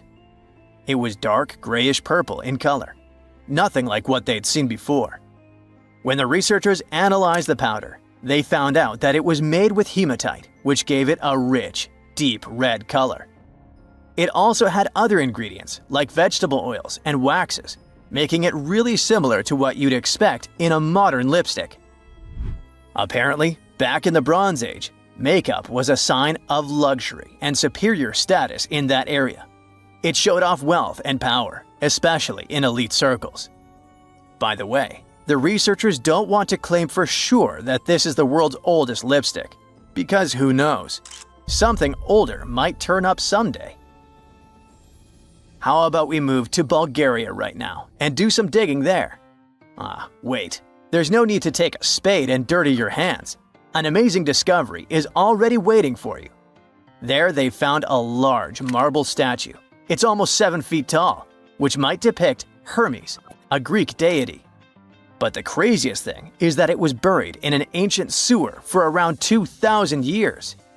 The statue is in really good shape, especially the head, which is super well preserved. There are some cracks in the hands, but overall, it's in surprisingly great condition, according to the scientific director of the excavation. And here's how they found the statue. The team was doing a routine dig in southwestern Bulgaria, near the Greek border. This area used to be part of the ancient city of Heraclea, which dates back to the 4th century BCE. While digging, the researchers stumbled upon the statue's marble foot. From there, they carefully uncovered the rest of it. It was a total surprise for them, since they didn't expect to find anything like this. Right now, the team is working on safely removing the statue from the sewer. It's really heavy, so they're using a crane to lift it out and transport it to the History Museum in Petrich. Once they restore and conserve it, the plan is to put it on display. Experts are very excited about this find. It could teach us more about the local culture in Heraclea, which isn't a very well-known ancient site. Now, if you're dreaming of making discoveries like this one but don't have a degree, don't lose heart. Even an amateur can make a scientific breakthrough. For example, you could find a Roman dodecahedron. It's this weird, mysterious 12-sided metal object about the size of a grapefruit, and no one really knows what they're used for. Historians have been scratching their heads about these things for centuries. This particular dodecahedron was discovered last summer in a farmer's field near Norton Disney, about 35 miles southeast of Sheffield. A group of volunteers had already found Roman coins and brooches in the area, so they knew the field might hold more treasures. A geophysical survey had shown areas underground where the Earth's magnetic field was disturbed, hinting that something might have been hidden there. The team started digging trenches during a 2-week excavation. On the second to last day, in Trench 4, someone spotted the dodecahedron. Richard Parker, the group's secretary, was nearby making tea when he heard the shout. He said they were all shocked because they hadn't found much metal, and then, boom, that awesome artifact simply popped up. The extra cool thing about that dodecahedron was that it was complete, which is rare. Many others found before were broken or incomplete. Plus, it's larger than usual. Roman dodecahedrons can be as small as a golf ball, but this one is closer to a grapefruit. Now, the dodecahedron is on display at a local museum. So far, over 100 Roman dodecahedrons have been found in northwestern Europe, mostly in former Roman territories like the Gallo-Roman regions. They date back to somewhere between the 1st and 3rd centuries CE. Each one is a hollow metal shell, usually made of bronze. It has 12 faces, with differently sized holes on each face. Around the holes, there are concentric rings imprinted into the metal, and at every corner where the faces meet, there's a small stud. There's no writing on them, and nothing in Roman texts mentions them at all. That's why nobody knows what these dodecahedrons were for. There are loads of theories. They could have been toys, dice, mace heads, or even tools for measuring distances in Roman artillery. Some people even think they were used for knitting gloves or even figuring out dates using the stars. But most of those ideas don't really hold up, so the mystery remains. Big news! Santa is real, and he looks like this. I know it's not exactly how we pictured the jolly old guy, but a recently discovered tomb might just be the proof we've been waiting for to show that St. Nicholas was real and Turkish. Turns out, he wasn't a North Pole native, but a kind-hearted bishop from the 4th century, famous for giving gifts to everyone. The legend says he was a wealthy man born in the ancient city of Patara, modern-day Turkey, who traveled to the countryside to help the poor and the sick. For centuries, though, people couldn't be sure he actually existed. Some historical sources say he was buried in Myra, which is now called Demre, Turkey. Since the 80s, archaeologists have been digging around this area, trying to prove it. And now, their Christmas miracle has finally come true. After digging 6 feet deep in an annex of St. Nicholas's church, they uncovered a mysterious limestone tomb, about 2 meters long. While they're pretty sure this is St. Nick's final resting place, they're still searching for an inscription to confirm its exact age. Now, if we're talking about the fictional Santa Claus, legend says his home is in Lapland, Finland. Back in 2018, archaeologists made an interesting discovery that could finally prove that Santa was real. They were digging at a site called Tiny Aro when they stumbled upon about 200 burial pits. But when they looked inside, there was definitely no sign of Santa. Actually, there were no human skeletons at all, just a bunch of things like pottery and animal bones. So no one really knows what this place was. That was the complete opposite of what happened with a group of archaeologists working in the ancient city of Petra, Jordan. Since 2003, there have been rumors about hidden chambers beneath the famous monument called Al-Khazneh, also known as the Treasury. 21 years later, a team finally decided to dig and uncovered an intact tomb. Inside, they found at least 12 human skeletons and artifacts estimated to be over 2,000 years old. Hundreds of thousands of tourists travel to Al-Khazneh every year, and most of them probably go there to see the site of the Holy Grail in the movie Indiana Jones and the Last Crusade. So, do you want to know the funny part? One of the skeletons in the tomb was clutching a ceramic chalice that looked a lot like the Holy Grail. You probably remember the devastating fire that caused massive damage to Notre Dame in Paris back in 2019. Because of that, the building, originally built between the 12th and 13th centuries, had to be restructured. But archaeologists saw it as a golden opportunity to dig into the site and uncover its hidden secrets. The team was only allowed to dig about 16 inches beneath the floor, but that was enough. As soon as they removed the floor tiles and cleared away a thin layer of dirt, they spotted the top of a lead coffin. Then, they found some limestone sculptures, including life-sized heads and torsos. Altogether, they uncovered over 1,000 fragments of different works of art. Ancient statues have been found in the most random places, including a sewer. In July 2024, Bulgarian archaeologists were checking a Roman sewer in the ancient city of Heraclea Sintica when they found a nearly 7-foot-tall marble statue of Hermes, the Greek messenger deity. This town was completely devastated and abandoned after 2 earthquakes, one in the year 388 and the other in the year 425. But somehow, it didn't destroy this statue. In fact, its head was found in surprisingly good condition. Finding ancient artwork is definitely fascinating, but imagine stumbling upon an entire hidden city in the Amazon rainforest.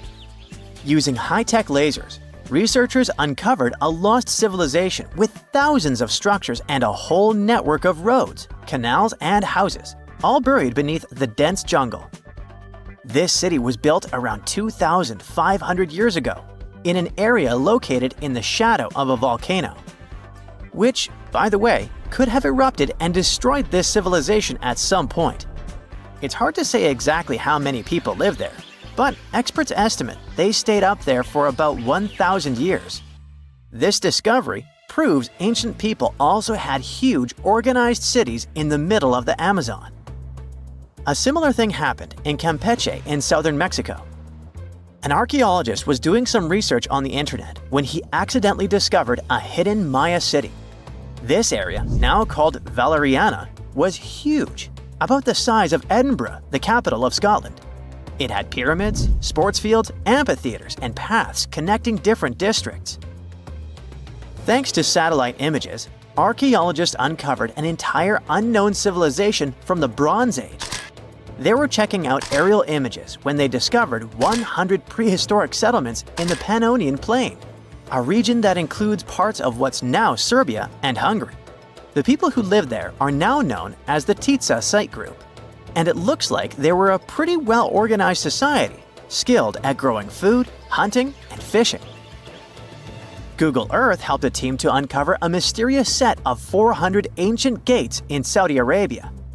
These gates, scattered across the desert, are thought to be from thousands of years ago. They're made of stone and arranged in weird formations that have left archaeologists scratching their heads. I mean, they don't look like they were meant for funerals, and they don't seem like structures where people lived. So, we still have no idea what they are. Technology is really changing archaeology. Thanks to artificial intelligence and, well, a $1 million prize, we've finally been able to decipher part of an unreadable and super damaged ancient scroll. The Herculaneum scrolls were discovered by workers digging up the ancient town of Herculaneum near Pompeii in 1752. But their condition was so bad that, for years, they were considered indecipherable. Thankfully, AI has helped unveil their secrets. Based on the studies so far, experts believe that one of these scrolls was written by a philosopher who valued pleasures, like music and food, above all else. No doubt, Stonehenge in England is one of the most mysterious places on Earth. Some theories even suggest it was built by extraterrestrials. After more than a century of research, archaeologists are still figuring out how it came together. See that big altar in the middle? Turns out it came all the way from Scotland. And that's pretty wild, considering this massive sandstone block weighs over 6 tons, and the people who built Stonehenge more than 4,000 years ago didn't have the luxury of wheels or modern tools. We can find some pretty amazing stuff in the oceans too. In 2013, a mysterious shipwreck was found about 20 feet underwater off the coast of Kenya. At the time, no one knew where it came from, but now, researchers are pretty sure this could be a ship from Vasco da Gama's fleet. You know, the famous Portuguese navigator, best known for being the first to sail from Europe to India by rounding Africa's Cape of Good Hope. If it's confirmed, this shipwreck could be one of the earliest European shipwrecks in the Indian Ocean. Ancient treasures can take many forms, including a bottle. Recently, archaeologists in Norway uncovered a 150-year-old message in a bottle during an excavation of a Viking burial mound. The bottle contained a letter written by Anders Lorange, an archaeologist who worked on the site back in the 1800s, along with his business card and a few coins wrapped in paper. The letter gave some details about the excavation, though it seems Lorange got a few things wrong, like the exact number of Viking shields discovered. At the end of the letter, he wrote a personal note in runic script: "Emma Gade, my girlfriend." So it gave us not